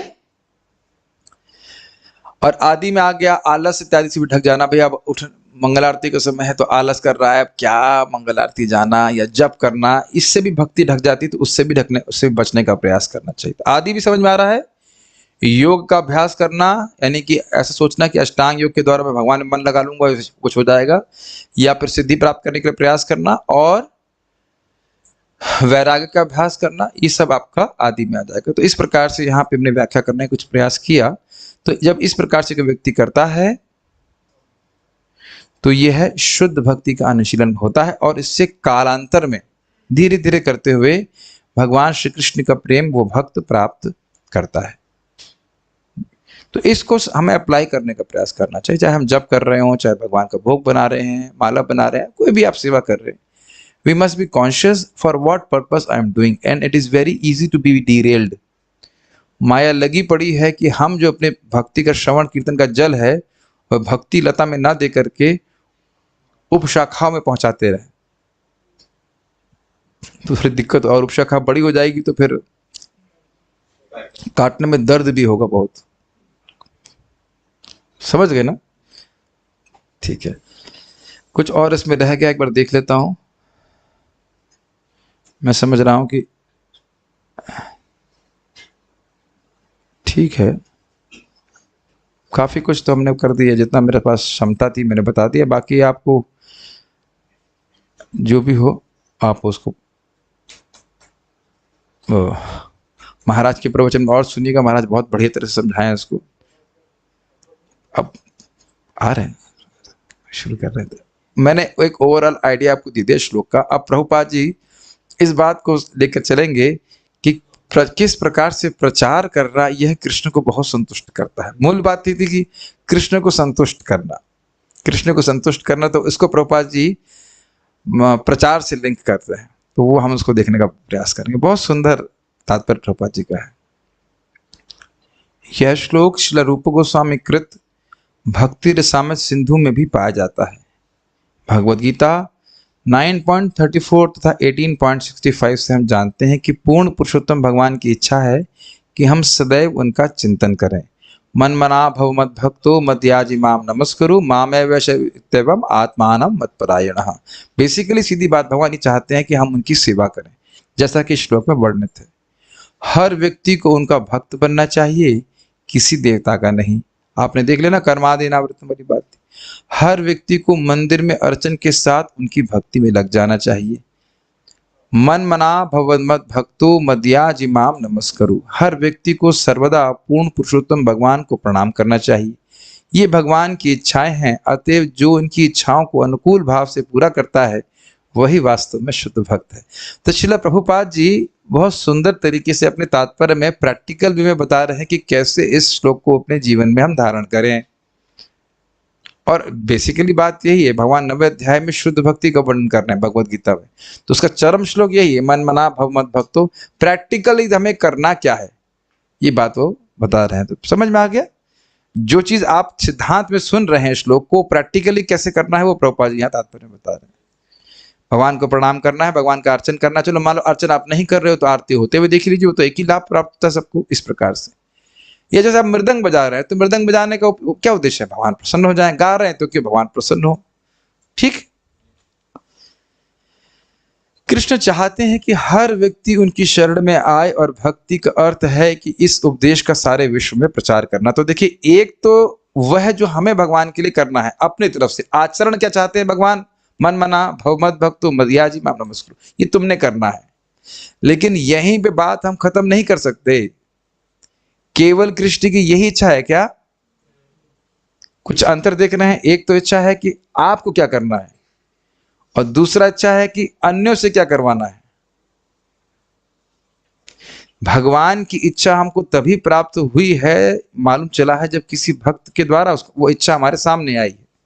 नहीं तो हमें स्वप्न में नहीं स्वप्नादेश नहीं प्राप्त हुआ था, मन बना भव मद भक्त, ऐसा स्वप्न कभी नहीं आया था। तो दूसरा भाग समझिए कि दूसरी भगवान की इच्छा क्या है, कि हर व्यक्ति भगवान की शरण में आए। और हर व्यक्ति का मतलब हम हर व्यक्ति को नहीं ला सकेंगे, लेकिन प्रयास करेंगे तो कम से कम एक व्यक्ति जरूर कन्विंस हो जाएगा। तो यानी क्या प्रोजेक्ट, अगर एक व्यक्ति कन्विंस हो गया तो हमें और करने की जरूरत नहीं है, नहीं, कम से कम एक व्यक्ति। और अगर कोई न मिले तो वो व्यक्ति आप स्वयं होने चाहिए। ठीक है। लेकिन आप देखेंगे कि यदि हम दूसरों की मदद नहीं करते हैं तो खुद ही भक्ति करना बोरिंग हो जाता है। आप देखिएगा, प्रभु जी केवल बोलने ही की बात नहीं है। अब मैं बारंबार क्या लेक्चर तो हम दे रहे हैं जनरल वे में, लेकिन हम विशेष उदाहरण दे रहे हैं कि देखिए किस प्रकार से जूम में भक्त लोग आ रहे हैं और वीडियो ऑन करके जाप करते हैं, तो उससे कितने अन्य लोगों को प्रेरणा मिलती है। अब आप लोग तो यहाँ पे वृंदावन में रहे हो काफी समय से, लेकिन जब कोई व्यक्ति बाहर रहता है तब उसकी स्थिति को समझेगा कि जब करना कितना कठिन हो जाता है। कभी कभी तो माला लगती है कि लोहे की बनी है, उठ ही नहीं रही है, संकल्प ही नहीं बनता है। कितना व्यक्ति अकेलेपन का अनुभव करता है, ये मैं अनुभव कर चुका हूँ, इसलिए मैं समझ रहा हूँ ना कि कितनी बड़ी सहायता है। हाँ, कुछ लोग डेटा बचाना चाहते हैं तो वो उन श्रेणी में आ जाएंगे जो केवल अपना उद्धार करना चाहते हैं, तो वो भी ठीक ही है, बहुत ठीक नहीं है, थोड़ा सा ठीक है। मतलब एक भक्त बोले मुझे, प्रभु जी हम जब हम वीडियो ऑन कर देते हैं तो हम सचेत रहते हैं कि हम बैठे कैसे रहें। हमने कही तो बहुत जरूरी है ना, नहीं तो क्रिकेट मैच देखने वाले स्टाइल में बैठेंगे तो वैसे तो भजन होता नहीं ना। जब ये देखेंगे कि अन्य लोग देख रहे हैं तो कम से कम ठीक से बैठ के जब करेगा कि नहीं करेगा, बताइए। वस्तुतः देखिए, अगर आप घर में बैठ के भी जब कर रहे हैं या भक्ति कर रहे हैं तो भी धोती कुर्ता तिलक लगा करके बढ़िया से करना चाहिए, बहुत विशेष कार्य है। तो कभी कोई कहेगा नहीं प्रभु जी हम तो बनियान में रहते हैं, अब वीडियो ऑन रहेगा तो तो भाई, तो अगर लोगों को दिखाने के लिए भी आप धोती कुर्ता तिलक लगा कर भजन कर रहे हैं तो अच्छा आदर्श प्रस्तुत हो रहा है कि नहीं, बताइए। अब आप ये देख लीजिए, अगर इतना भी नहीं करना चाहते तो कितने आलसी हम। ये मत सोचेगा, मैं जब ज्वाइन किया था गौर सुंदर प्रभु को देखा करता था, क्या बढ़िया से माला कर रहे हैं। गुड़ाकेश प्रभु को देखा, देश बिना किसी को देखे कि वो जप अच्छा कर रहा है, बहुत कम संभावना है कि हम जब कभी अच्छा करने के बारे में सोचेंगे भी। ये खरबूजे को देख के ही खरबूजा रंग बदलेगा। जब तक आप किसी को नहीं देखेंगे गंभीरता से भक्ति करते हुए, बहुत कम चांस है कि हम कभी भी गंभीर भक्ति करने के बारे में सोचेंगे। और कभी अगर आप देखेंगे कि जीवन में गंभीरता आई है तो गंभीर भक्तों का संग से ही आई, नहीं तो आ ही नहीं सकती। बहुत रेयर है कि अपने से गंभीर हो, पिछले जन्म की सुकृति हो, एक अलग बात है, वो बहुत रेयर है। ऐसा तो हर किसी के संग नहीं हो रहा है। पर एक व्यक्ति आप जो व्यक्ति बैठा हो कि आप कहें कि मेरे जीवन में कुछ गंभीरता आई, अपने आप ही आ गई। जिस दिन से हम उस दिन से अपने आप ही मैं तो self born, I am a self made devotee. ऐसा नहीं होता है। तो अब अगर कोई इतना भी नहीं करना चाहता है, घर बैठ के भी आप प्रचार कर सकते हैं। Work from home, preach from home हो रहा है, मैं तो खूब देखा हूं। अभी देखिए बीजन सिंह प्रभु हैं, उनकी बेटी आज जब करने आई, वो देखा, प्रभु जी भी देखा है बढ़िया से माला जब कर रहे हैं, इतना प्रसन्नता, वो भी एकदम माता जी सीधे बैठ करके बढ़िया से माला कर रही है। मेरे ख्याल से कल से ही तो ज्वाइन किया उन्होंने। आप ऐसे कहीं किसी मेडिटेशन सेंटर में चले जाए, यहाँ सब लोग सीधे ऐसे बैठ के ध्यान कर रहे हैं, कुछ नहीं करेंगे, धोखा देने के लिए आप भी सीधे ऐसे बैठ जाओगे कि सब लोग ऐसे बैठे। और आप देखिए जहां सब लोग गप लड़ा रहे हैं जब में, तो अच्छा यही करना है, चलो चलो हम भी गप लड़ाते हैं। आप लोग पता नहीं अनुभव करते हैं कि नहीं, लेकिन हम तो आश्रम में देखते हैं किसी को सुबह से प्रभु जी उठ जाते हैं, हमारे गुरु भाई उठ जाते हैं। भले मैं उठ नहीं पाता, लेकिन मेरे रूम के बाहर ही जब करते हैं 2 बजे से उठ करके, इच्छा तो होती, कह रहे भाई तो बड़ा अच्छा माला कर रहे हैं 2 बजे उठकर। ये होता ही है, होता ही है। We are monkey see monkey do, सुना नहीं आपने? खरबूजे को देख के खरबूजा रंग बदलता ही है। अब कुछ खरबूजे हमारे ग्रुप में हैं जो वीडियो ही ऑन नहीं करते, अपने को कोल्ड स्टोरेज में रखते हैं, तो उसका तो हम कुछ नहीं कर सकते। लेकिन ये सत्य बात है कि प्रचार करने के एक महत्वपूर्ण सेवा से आप अपने को च्युत कर रहे हैं। 300 रुपए का रिचार्ज होता है। खैर अभी हम चले जाएंगे तो क्लास से थोड़ा डिफरेंट कर जाएंगे, लेकिन इतना भी हम नहीं करना चाहते तो क्वेश्चन मार्क है हमारे ऊपर। भगवत गीता में भगवान स्पष्ट कहते हैं, कुछ प्रश्न बीच में आ गया, अन्य कुछ नहीं, कि न च तस्मान मनुष्येषु कश्चिन में प्रियकृतमः। जो सबके लाभ के लिए भगवत गीता के उपदेश का प्रचार करता है वह भगवान कृष्ण को सबसे अधिक प्रिय है।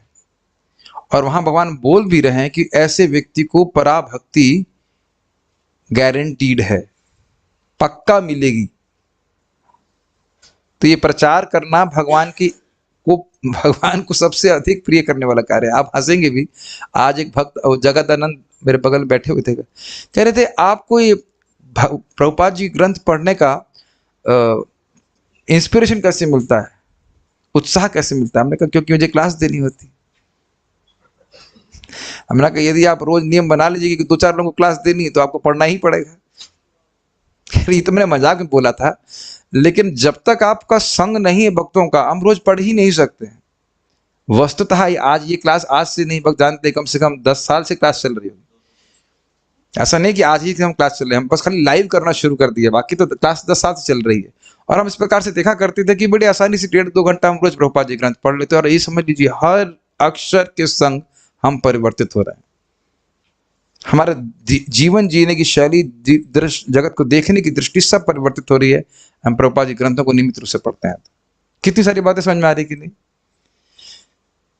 फिर मैं रिपीट कर रहा हूं, if we don't preach we will be, how to say, हाँ सूखने क्या बोलेंगे, ड्राइड अप इन भक्ति। तो कुछ ना कुछ अपने आदर्श की तरह किसी तरह से सहायता करनी चाहिए, हम अन्य लोग की मदद कर सकें, उत्साह बढ़ा सकें भगवान की भक्ति में। आपका खुद का उत्साह बढ़ेगा, जो दूसरों को देंगे वो कई गुना घूम के आपके पास वापस आएगा, समझ लीजिए। दुख दें, सुख दें, भक्ति दें, वो सब घूम के आपके पास वापस आएगा। भगवान ने भगवत गीता का प्रवचन इसलिए किया जिससे मानव समाज सभी दृष्टियों से, राजनीतिक, सामाजिक, आर्थिक, दार्शनिक तथा धार्मिक दृष्टियों से भली भांति व्यवस्थित हो सके। मानव समाज का सुधार कृष्ण भावनामृत आंदोलन द्वारा किसी भी दृष्टि से किया जा सकता है। अतः जो भी व्यक्ति ब्रह्मांड के समस्त बद्ध जीवों के लाभ हेतु कृष्ण भावनामृत के इस दर्शन का प्रसार करता है वह पूर्ण रूपेण शुद्ध भक्त है। तो बात हो रही थी कि शुद्ध भक्ति से भगवान में प्रेम होता है, और प्रभुपाद जी इसको अनुवादित कर रहे हैं, किस प्रकार समझा रहे हैं कि देखो, भगवान को प्रसन्न करने की भावना से अगर हम प्रचार करते हैं भगवत ज्ञान का, तो यह शुद्ध भक्ति है। ठीक है, इसकी कसौटी यही है कि भक्त को यह जानना चाहिए कि कृष्ण उससे क्या चाहते हैं।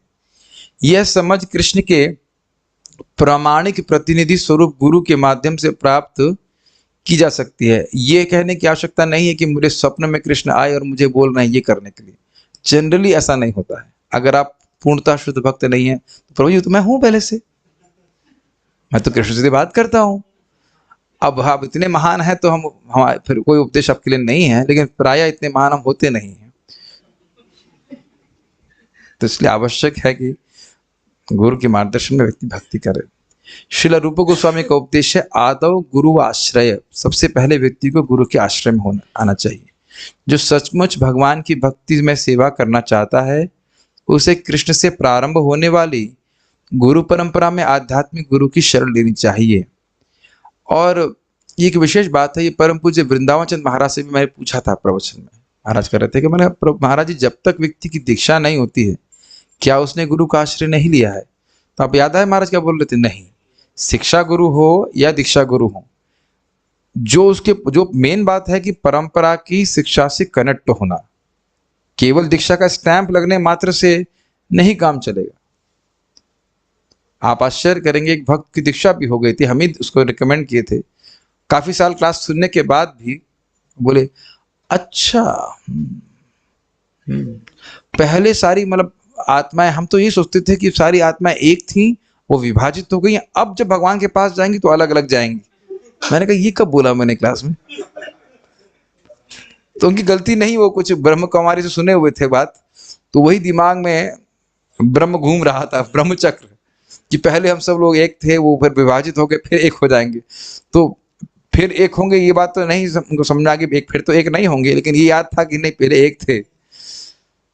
तो ये एक बड़ी विशेष बात है कि दर्शन को बिना समझे अगर दीक्षा ले रहे हैं तो भी हमारी वास्तवतः दीक्षा हुई नहीं है। कंसेप्ट तो मायावादी दिमाग में फंसे। प्रभुपाद जी तात्पर्य में लिखते हैं कि दीक्षा के बाद भी व्यक्ति हो सकता है मायावादी सिद्धांतों से प्रभावित रहे। तो मेन बात किसी भी संप्रदाय में दीक्षा लेने की है शिक्षा ग्रहण करना, और शिक्षा के लिए क्लास में आना पड़ता है कि नहीं। मैं एडवर्टाइजमेंट नहीं कर रहा हूं कि मेरी क्लास में आओ, लेकिन क्लास में आना जरूरी है। जो सचमुच भगवान की भक्ति में सेवा करना चाहता है उसे कृष्ण से प्रारंभ होने वाली गुरु परंपरा में आध्यात्मिक गुरु की शरण लेनी चाहिए, अर्थात शिक्षा दीक्षा गुरु में से कोई एक होना चाहिए। वस्तुतः मुख्य शिक्षा गुरु ही आगे जाके दीक्षा गुरु बनते हैं। ये आप प्रभुपाद जी के तात्पर्य में 4थे स्कंद में ध्रुव महाराज के प्रसंग में पढ़ सकते हैं। एवं परंपरा प्राप्तम इमं राजर्षि विदुः। गुरु शिष्य परंपरा के अंतर्गत प्रामाणिक गुरु को स्वीकार किए बिना मनुष्य भक्ति का असली प्रयोजन नहीं जान सकता है। मैं फिर से रिपीट कर रहा हूँ, जो अन्याभिलाषिता शून्यम है, अगर हम आचार्यों की, जो प्रभुपाद जी की बात, आचार्यों की बात ना सुने तो कभी समझ ही नहीं सकते। आप पूछ लीजिए जगत में, चेक कर लीजिए किस जो लोग भगवान कृष्ण की भी तथाकथित भक्ति कर रहे हैं, उनसे पूछिए कि भक्ति क्यों कर रहे हो, वो उत्तर नहीं दे पाएंगे। ये एक एक्सपेरिमेंट कर लीजिए। अगर आप किसी व्यक्ति को जानते हैं जो कौन से कनेक्टेड नहीं है, जो शिक्षा प्राप्त नहीं कर रहा है, उसको पता ही नहीं है कि वो कर क्यों रहा है, कुछ भी पता नहीं, गोलोक वैकुंठ भगवान संबंध, know awareness.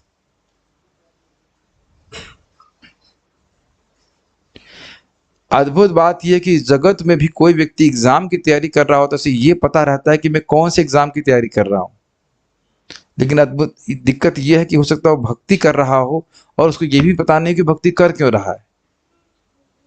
It may appear very strange to devotees who are regularly hearing, but ask those who are not.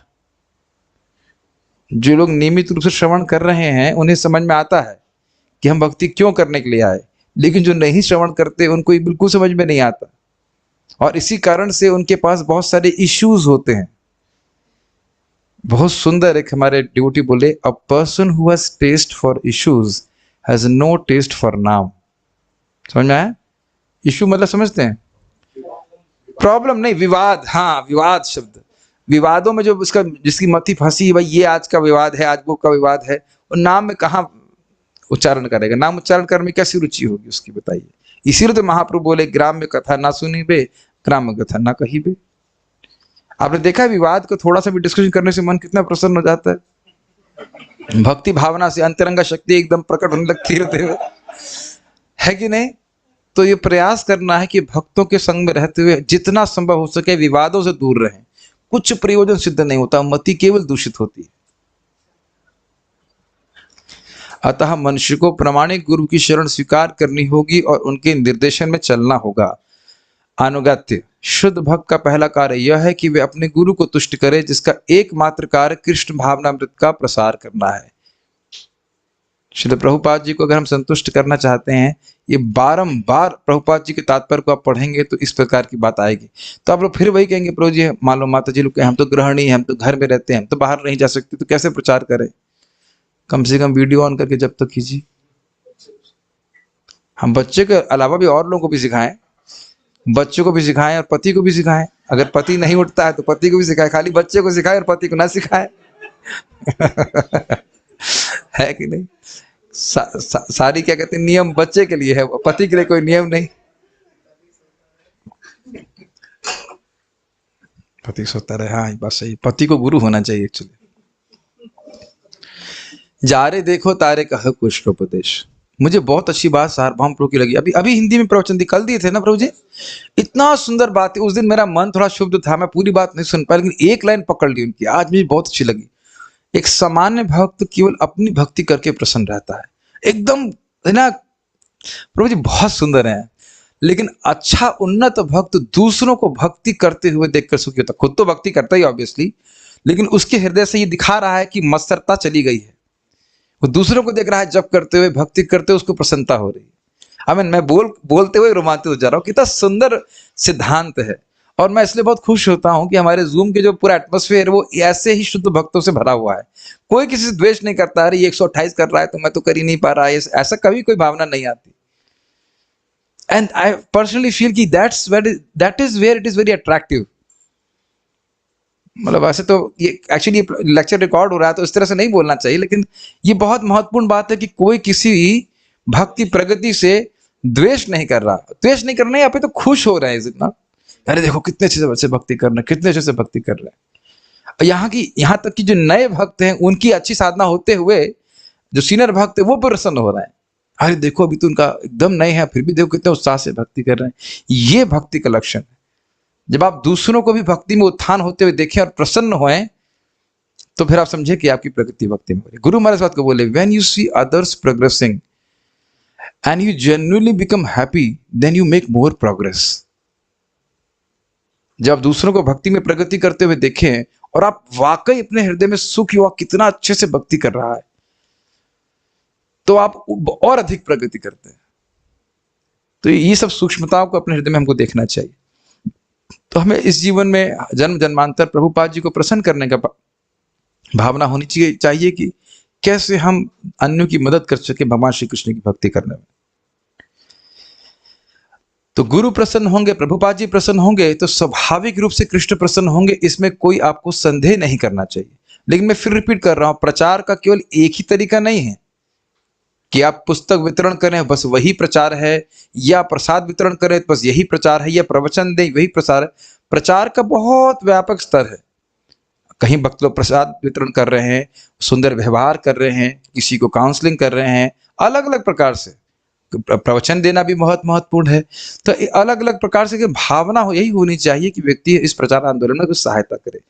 जैसे समझ लीजिए कि ट्रेन, जानते हैं आप, तो ट्रेन में क्या सभी लोग ट्रेन ही चलाते हैं? कुछ टीटी हैं, कुछ टिकट काटते हैं, कुछ उसके ऑफिसर हैं, कुछ चपरासी हैं, जो कुछ भी हो, सभी लोग रेल मंत्रालय में काम कर रहे हैं कि नहीं? सभी का यही एक प्रयास रहता है कि ट्रेन के पहिए चलते रहे, इसे कहते हैं लेट द व्हील्स मूविंग।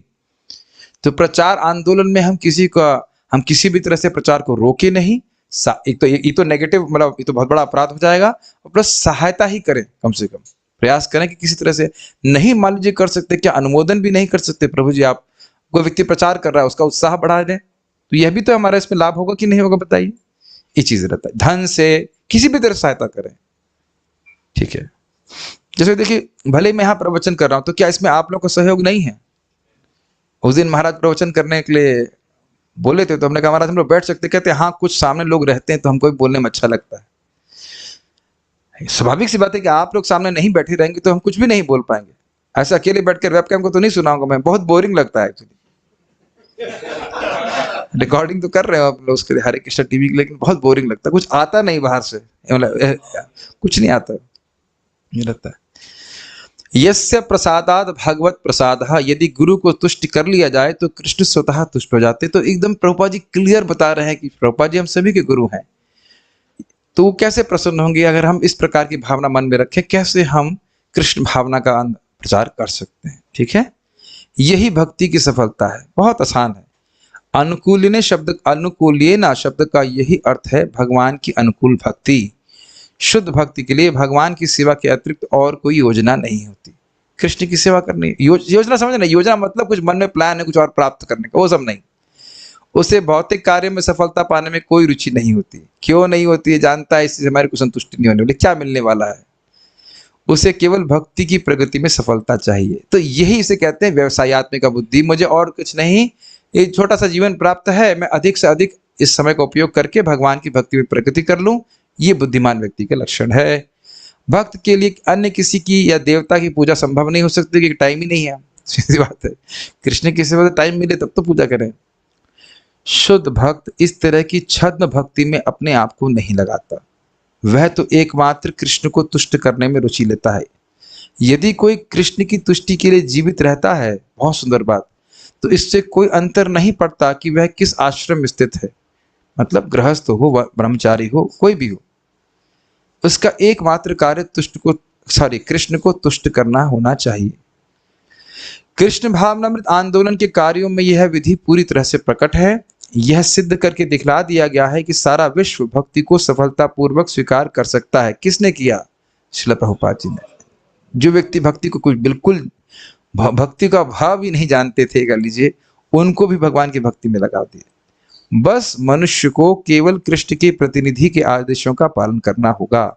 यानी बड़ा स्पष्ट है, प्रभुपाद जी अन्यत्र बता चुके, जो भी व्यक्ति 16 माला का जप करेंगे, 4 नियमों का पालन करेंगे, वो कहीं भी प्रचार करेंगे, उसका प्रचार सफल होगा।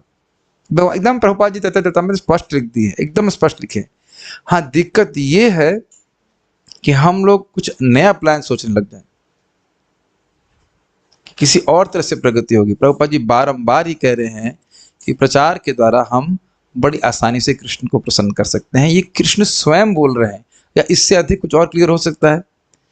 तो जिस प्रकार से जगत में लोग पढ़ाई करते हैं कोई एग्जाम क्वालिफाई करने के लिए नहीं, घोट जाते हैं ना किताबों को, उसको पी जाते हैं, ऐसे ही व्यक्ति को भगवत गीता को ठीक से समझना चाहिए, भक्ति शास्त्रों को समझना चाहिए अगर सामर्थ्य है, और दूसरों को बताने का प्रयास करना चाहिए। ऐसा व्यवस्था करनी चाहिए ताकि वो भगवान के बारे में श्रवण कीर्तन कर सकें। हमारे गुरु महाराज इसको बहुत अच्छी तरह से बोल रहे थे, कह रहे थे कि पुस्तकें वितरण करने के साथ साथ हमको ऐसा वातावरण देना होगा कि वह उस पुस्तक को पढ़ सकें। और नहीं तो आज बताइए, उस भक्त ने मुझसे क्यों पूछा, इस्कॉन का डिवोटी है ना, कि आप रोज प्रभुपाद जी ग्रंथ कैसे पढ़ पाते हैं? मतलब वो नहीं पढ़ पाते, बहुत लोग नहीं पढ़ पाते, बहुत लोग गीता नहीं पढ़ते, भागवत नहीं पढ़ते, संकल्प ही नहीं उठता है। तो मेरा तो खाली एक छोटा सा प्रयास है कि हम कुछ लोगों को समय, कुछ जितने जनों को पहुंच सकें, हम सब साथ में आकर के पढ़ते चले जाएं कम से कम।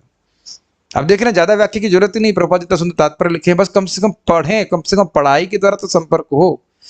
और आप देख रहे होंगे किस प्रकार से चित्त में परिवर्तन आ रहा है, जगत को देखने की दृष्टि परिवर्तित हो रही, भक्ति का उत्साह बढ़ रहा है, सब कुछ क्यों? क्योंकि ये जब शब्द आप प्रभुपाद जी के सुन रहे हैं, वो प्रभुपाद जी की श्रद्धा आपके हृदय में स्थानांतरित कर रहे हैं। कुछ आ रहा है ना, भले हम कुछ प्रचार कर पाए या नहीं कहीं कर पाएंगे, इच्छा तो आ रही ना कि कुछ तो प्रचार आंदोलन में हम एक सहयोग दें, से प्रभुपाद जी प्रसन्न हो सके।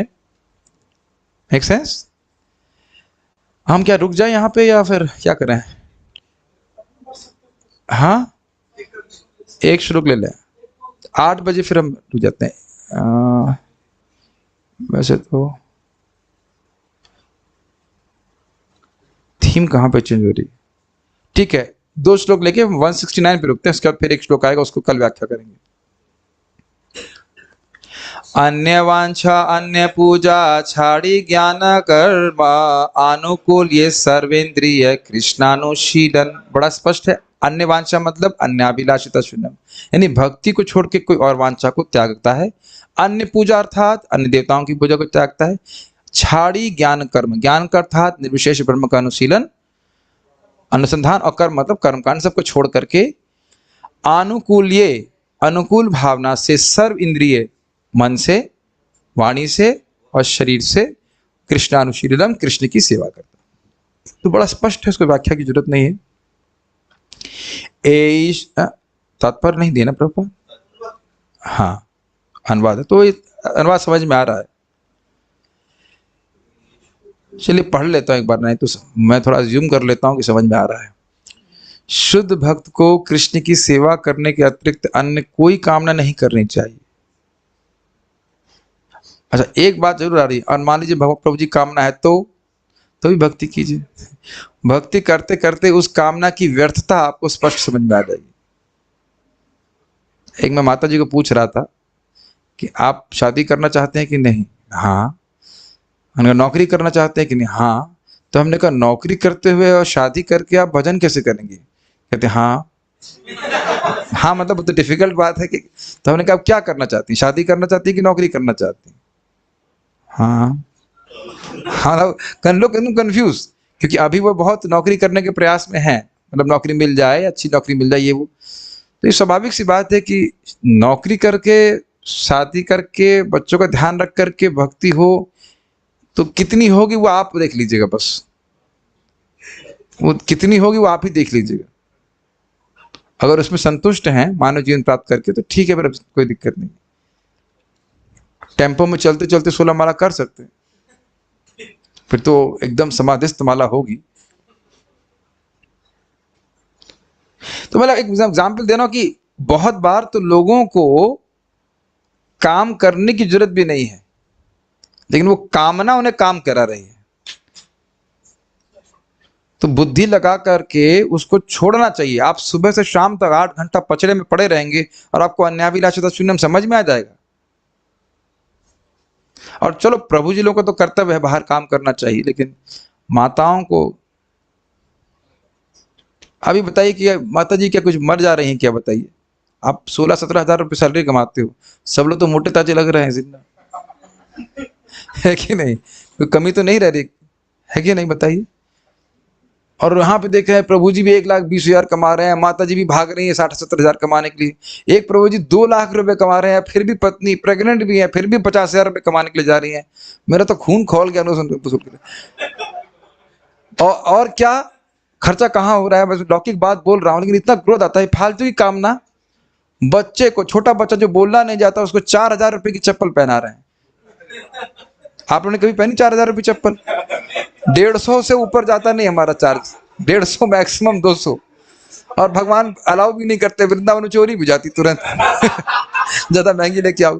कहने का आशय क्या है कि भगवान की भक्ति नहीं कर रहे हैं, या कर भी रहे हैं तो एक ऊपर ऊपर तरीके से।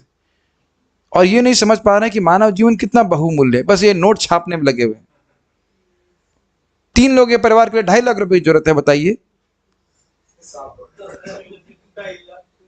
Too much, is it not? और ये क्यों? कारण क्या है? श्रवण का अभाव। श्रवण रहता है तो व्यक्ति को विवेक रहता है कहाँ मुझे अपनी शक्ति लगानी चाहिए। बहुत मतलब लौकिक बात बोल रहा हूँ, लेकिन जब भक्तों से इंटरेक्ट, और भक्त हैं, दीक्षित है कि नहीं पता नहीं, लेकिन मुझे नहीं पता दीक्षित है कि नहीं, लेकिन ये बहुत बड़ा दुख लगता है कि क्यों इस प्रकार से मेहनत करने की जरूरत है। बहुत बहुमूल्य है भगवान की भक्ति। आज मैं जब पढ़ रहा था ना, तब देख रहा था भाई एक जीवन में पूरा नहीं होगा। श्रीमद् भागवत, भक्ति रसामृत सिंधु, आप लोग ने मैं थोड़ा सा मैं तो खाली ऊपर से देख रहा हूँ कि क्या विस्तार है, विस्तार का विस्तार। बृहद भागवतामृत, भगवत गीता की टीकाएं, ये वो, अब देखना कैसे कैसे क्या देख ही रहे हैं आप लोग, कितना विस्तार है, कितना विस्तार है। तो खाली वाली बोल रहा था कि कुछ व्यर्थ की कामनाओं को त्याग करके भजन करना चाहिए। ऐसा नहीं उसे बंधे रहे, उसे ना तो देवताओं की ना ही संसारी व्यक्तियों की पूजा करनी चाहिए, उसे कृष्ण भावनामृत से रहित किसी कृत्रिम ज्ञान का अनुशीलन नहीं करना चाहिए। यही सब निर्विशेष ब्रह्म का अनुसंधान और कृष्ण भावना भावित कार्यों के अतिरिक्त अन्य किसी कार्य में नहीं लगना चाहिए।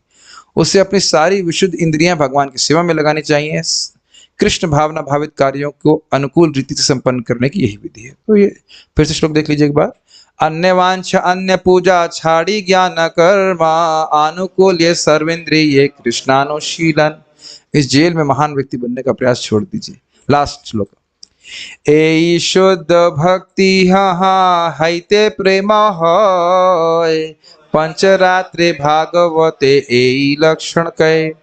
यही शुद्ध भक्ति है और इसी से प्रेम होता है। इसको पंचरात्रि में और भागवत में नारद पंचरात्र और श्रीमद् भागवत में इसके लक्षणों को कहा गया है और उन लक्षणों को हम लोग आगे सुनेंगे। हाँ, एक ये तात्पर्य प्रभुपाद जी का बड़ा सुंदर है, देखिए। मनुष्य को शुद्ध भक्त गुरु के निर्देशन के अंतर्गत तथा पंचरात्र एवं भागवत पद्धतियों में दिए हुए वैदिक निर्देशों के अनुसार भक्ति विकसित करनी चाहिए। यही हमारे जीवन का लक्ष्य है। रिसर्च में लगे रहो, जैसे साइंटिस्ट लोग लगे रहते हैं और कुछ काम नहीं होता, तो बस वस्तुतः भक्ति करने का मतलब यही है कि इसी में रचे पचे रहें, कैसे हमारी भक्ति बढ़ जाए इत्यादि। पंचरात्र पद्धति में अर्चा विग्रह की पूजा की विधियां आती, मंगल आरती करना, अन्य आरती करना, सेवा करना। और भागवत पद्धति में ध्यान से सुनिए, श्रीमद् भागवतम के प्रवचन तथा रुचि रखने वाले लोगों के साथ दर्शन की चर्चा द्वारा कृष्ण भावनामृत के दर्शन का प्रसार करना सम्मिलित है। तो यहाँ ज्ञान का अनुशीलन तो नहीं कर रहे हैं ना। मैं जानबूझ के स्लो बोला क्योंकि ये आज मैं बहुत तड़ा हुआ था कि इसको बोलना है। तड़ा समझना, ये तड़ना समझते हैं लोग सोच के आए थे कि इसको बोलना जरूरी है। कि कभी कभी हम पंचरात्रि का ध्यान रख रहे हैं, ठीक है, लेकिन इसको बिल्कुल नेग्लेक्ट कर देते हैं। अरे कुछ श्रवण ही करते रहोगे, कुछ सेवा भी करोगे। एकदम प्रैक्टिकल हम देख रहे हैं यहाँ पे कि 2 विधियां हैं, भागवत विधि और पंचरात्रि की विधि, दोनों का अनुशीलन करना है। लेकिन भागवत विधि का अनुशीलन अगर हमने छोड़ दिया तो सब कुछ एकदम सूखा मामला हो जाएगा। प्रभुपाद जी बोले हैं ना, if you don't hear and chant You will think this Shri विग्रह is गलगृह। ये भगवान का विग्रह मेरे गले का फांस है, बंधन है। ये फिर ये सदा नहीं रहेगी कि तो साक्षात भगवान है। Make sense? हमारे गुरु महाराज वेस्ट वर्जिनिया क्या है वो, न्यू वृंदावन, वहां पे राधा कृष्ण के विग्रहों की सेवा कर रहे थे। तो एक दिन उनके पिताजी उनसे मिलने के लिए आए और उनको बहुत धक्का लगा। कहे तुम इतने बड़े हो गए हो और तुम गुड्डा गुड़ी से खेल रहे हो। उनको लगा कि ये तो राधा कृष्ण कोई गुड़िया है कि तुम गुड़िया से खेल रहे हो। तो क्योंकि श्रवण नहीं किए थे तो उनको नहीं पता था, ये बात बाद में मालूम चल गई होगी कि ये गुड़िया से खेलना नहीं, ये विग्रह की सेवा है, कृष्ण की सेवा है। तो ये देख रहे हैं कि भक्ति है कि नहीं।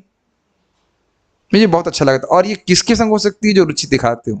जिसकी रुचि नहीं, उसे कैसे हम बताइए गीता भागवत बोल सकते हैं। तो अब स्वाभाविक रूप से देख रहा हूँ काफी लोगों की रुचि है भागवत श्रवण करने में। तो मेरी विशेष रूप से हमेशा से भागवत विधि के प्रति अधिक रुचि रही है। डिस्कशन करना भगवान के बारे में, जप करना, ये सब तो हम उसको प्रयास करते हैं करने का। और स्वाभाविक रूप से इसमें पंचरात्रि विधि भी है। हम रोज मंगल आरती के दर्शन करते हैं, जप करते हैं, तुलसी पूजा करते हैं, इत्यादि इत्यादि। विचार विमर्श द्वारा पंचरात्र तथा भागवत पद्धतियों में रुचि तथा ज्ञान उत्पन्न किया जा सकता है। तो बड़ा स्पष्ट है कि ये शुद्ध भक्ति का पथ है। अब आज नहीं करेंगे इसको। ये श्लोक आप जो 170 देखोगे ये नारद पंचरात्र से है। और श्रीमद् भागवतों में किस प्रकार से शुद्ध भक्ति का वर्णन है, उसके लक्षण का वर्णन है, वह हम कल सुनते चले जाएंगे। आज काफी सारी बातें होंगी, इसको धारण करने के लिए आपको थोड़ा सा मेहनत करनी होगी। कोई प्रश्न यहाँ पे देख लेता हूँ किसी भक्त का है तो। कामना ही काम करवा रही है, अहेतु की कृपा से वंचित नहीं। भगवान की भक्ति करेंगे तो ये सब कामना नष्ट होंगी। तो सभी का बहुत बहुत धन्यवाद। आप लोग यहाँ पे, हाँ प्रश्न, हाँ बोलिए, माइक बताइए। हरे कृष्ण प्रभु जी, जैसे पंचरात्रि और भागवत पद्धति जो है ना, तो इसमें क्या विचार विमर्श करके ही सिर्फ रुचि और ज्ञान उत्पन्न कर सकते हैं या और भी कुछ दूसरा चीज? गोपाल जी यही तो बता रहे हैं। देखिए मान लीजिए आप सुनते हैं एक सिंपल सा, जो व्यक्ति दिखावे के लिए भी भगवान को प्रणाम करता है उसके 100 जन्म के पाप नष्ट भगवान कर देते हैं। तो कुछ प्रेरणा मिल रही ना प्रणाम करने की। भगवान का चरणामृत लेने से मंदिर में कितने करोड़ों जन्मों के पाप नष्ट होते हैं। तो कुछ सुनने से लगता है ना कि चरणामृत ले लें। तो आप देख रहे हैं सभी भक्ति का आधार श्रवण है। भगवान के मंदिर में जो नृत्य करता है, भगवान के स्वयं के शब्द हैं कि वह मुझको खरीद लेता है। खैर ये पंचरात्रि में आएगी कि भागवत में आएगी, मैं कुछ नहीं समझ पा रहा हूँ ना। नर्तन कीर्तन करना तो अब पता नहीं किसी में जिसमें भी आता हो, लेकिन ये भी भगवान की सेवा में आता है। बाकी अर्चन तो खैर जो है सो है ही। हम लोग यहाँ मिक्स चल रहा है, मतलब ऐसा नहीं कि आरती हो रही तो अब सब शोक मना रहे हैं चुपचाप बैठे हैं, ऐसे नहीं है। कीर्तन भी हो रहा है तो उसमें नाम संकीर्तन भी है, उसके बिना तो कोई भक्ति पूरी नहीं होती। लेकिन श्रीमद् भागवत, बस अब ये देख लीजिए कि 1 महीना भागवत नहीं सुने, फिर देखिए कि आपका चित्त कहाँ जाता है। वो ऐसा गड्ढे में गिरेगा कि उसे निकालना ही भारी हो जाएगा। मैं तो कल्पना भी नहीं कर सकता। So one should become addict to hearing about Krishna. फिर से मैं रिपीट करूंगा, कृष्ण के बारे में श्रवण करने की उत्सुकता ही भगवान के पास जाने की एकमात्र योग्यता। हम पढ़ चुके हैं प्रभुपाद जी के तात्पर्य से। हरे कृष्ण। विपद और आपद धर्म पे थोड़ा प्रकाश डालने की कृपा करें। देखिए विपद धर्म आपद धर्म की हमने बात करी थी, वैसे कि बात यहाँ तो नहीं करी थी। कभी कभी विपदा में व्यक्ति को ऐसा कार्य कर ले जो उसके सामान्यतः नहीं करता तो उसको दोष नहीं माना जा सकता है। जैसे कि मान लीजिए, हाँ बस यही मैं सोच ही रहा था, ट्रेन में हैं आप, मान लीजिए प्रसाद नहीं मिल रहा है, ट्रेन लेट हो गई या कुछ भी कारण से, और मान लो ट्रेन में पानी भी खत्म हो गया, बाथरूम भी नहीं जा पा रहे हैं, तो कुछ भी कारण से आपको गायत्री कैसे करें, कुछ करें, तो वहां पे एक होता है कि बोलो बिना स्नान किए आपने गायत्री कर ली। या फिर आप मान लो फीवर है, आपको बहुत कष्ट है, तो उसमें आप फिर आप स्नान करके गायत्री करेंगे तो पता लगा हो सकता है आखिरी गायत्री हो आपकी। ऐसे टाइफाइड हो, कोई बीमारी हो गई और आप स्नान पे स्नान किए जा रहे हैं, किसी को लूज मोशन लग गए तो कब स्नान करके करो, तो वो सब चीजें एडजस्ट कर लेनी चाहिए वहां पे। लेकिन ये नहीं कि अब हम हर दिन ही टाइफाइड से ग्रसित रहें या बीमार रहें। तो ये तो बहुत सिंपल सी बात है, इसमें कोई मुश्किल बात नहीं। यस प्रभु। हरे कृष्ण प्रभु जी।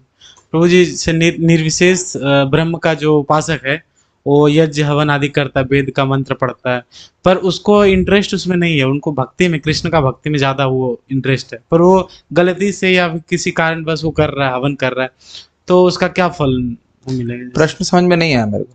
जैसे कोई हवन कर रहा है जी, हवन कर रहा है और वो निराकार ब्रह्म को मतलब उसके संस्था में रह रहा है, उसकी उस संस्था में रह रहा है जहाँ पे निराकार की उपासना करते हैं, उपासना कर रहा है और हवन भी कर रहा है, वैदिक मंत्र भी जप रहा है, पर उसको उसमें इंटरेस्ट ज्यादा नहीं लग रहा। जब इंटरेस्ट नहीं है तो कर क्यों रहा है? मतलब वो किसी कारण बस, किस कारणवश? पैसे वश नहीं तो फिर लंका में भीषण रह करके निर्विशेष की उपासना थोड़ी ना कर रहे थे। निर्विशेष ब्रह्म अगर अच्छा नहीं लग रहा है, मान लीजिए वो कर रहा है, तो क्यों कर रहा है? भगवान की भक्ति करो। तो उसका कुछ मुझे तो समझ में नहीं था। हरे कृष्ण मंत्र, भाई अभी कम से कम भारत में तो ऐसी स्थिति नहीं आई है कि हरे कृष्ण मंत्र जप करने से पुलिस में पकड़ा देंगे। इतना तो बुरी स्थिति भारत में नहीं है, तो क्यों कर रहे हो? मत करो। अब ये मुझे लगता है किसी व्यक्तिगत बात को लेकर के आप बोल रहे हो, लेकिन कोई जनरल प्रश्न नहीं बनता, क्यों करें भाई? जैसे ये प्रश्न मेरा है तो मत करो ना। जैसे मैंने किया हूँ, किया तो छोड़ दीजिए। हाँ छोड़ तो दिया, तो अब छोड़ दी तो खत्म हो गई बात। पर वो जो किया तो उसमें क्या कुछ फल? कोई फल नहीं मिला, बस ये देखिए आप ईमानदार थे, आप इनोसेंट थे, इसलिए आपको भगवान के भक्तों के संग में लेके आए, बस ही सीधी बात।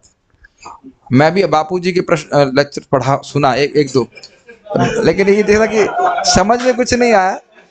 इंक्लिनेशन हो गया था कि भाई थोड़ा स्पिरिचुअल ऐसा लगता, कुछ इस्कॉन के बारे में पता नहीं था, लेकिन कुछ समझ में नहीं आ रहा था बोलना क्या चाहते हैं।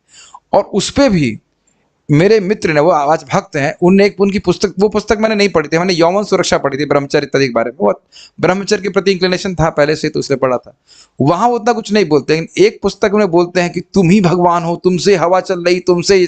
और वो भागवत से लेते, जहां पे कपिल देव बोल रहे हैं कि मेरे भय से वायु चल रही है, मेरे भय से, तो मेरे को मैं बना देते कि मैं, हम और आप।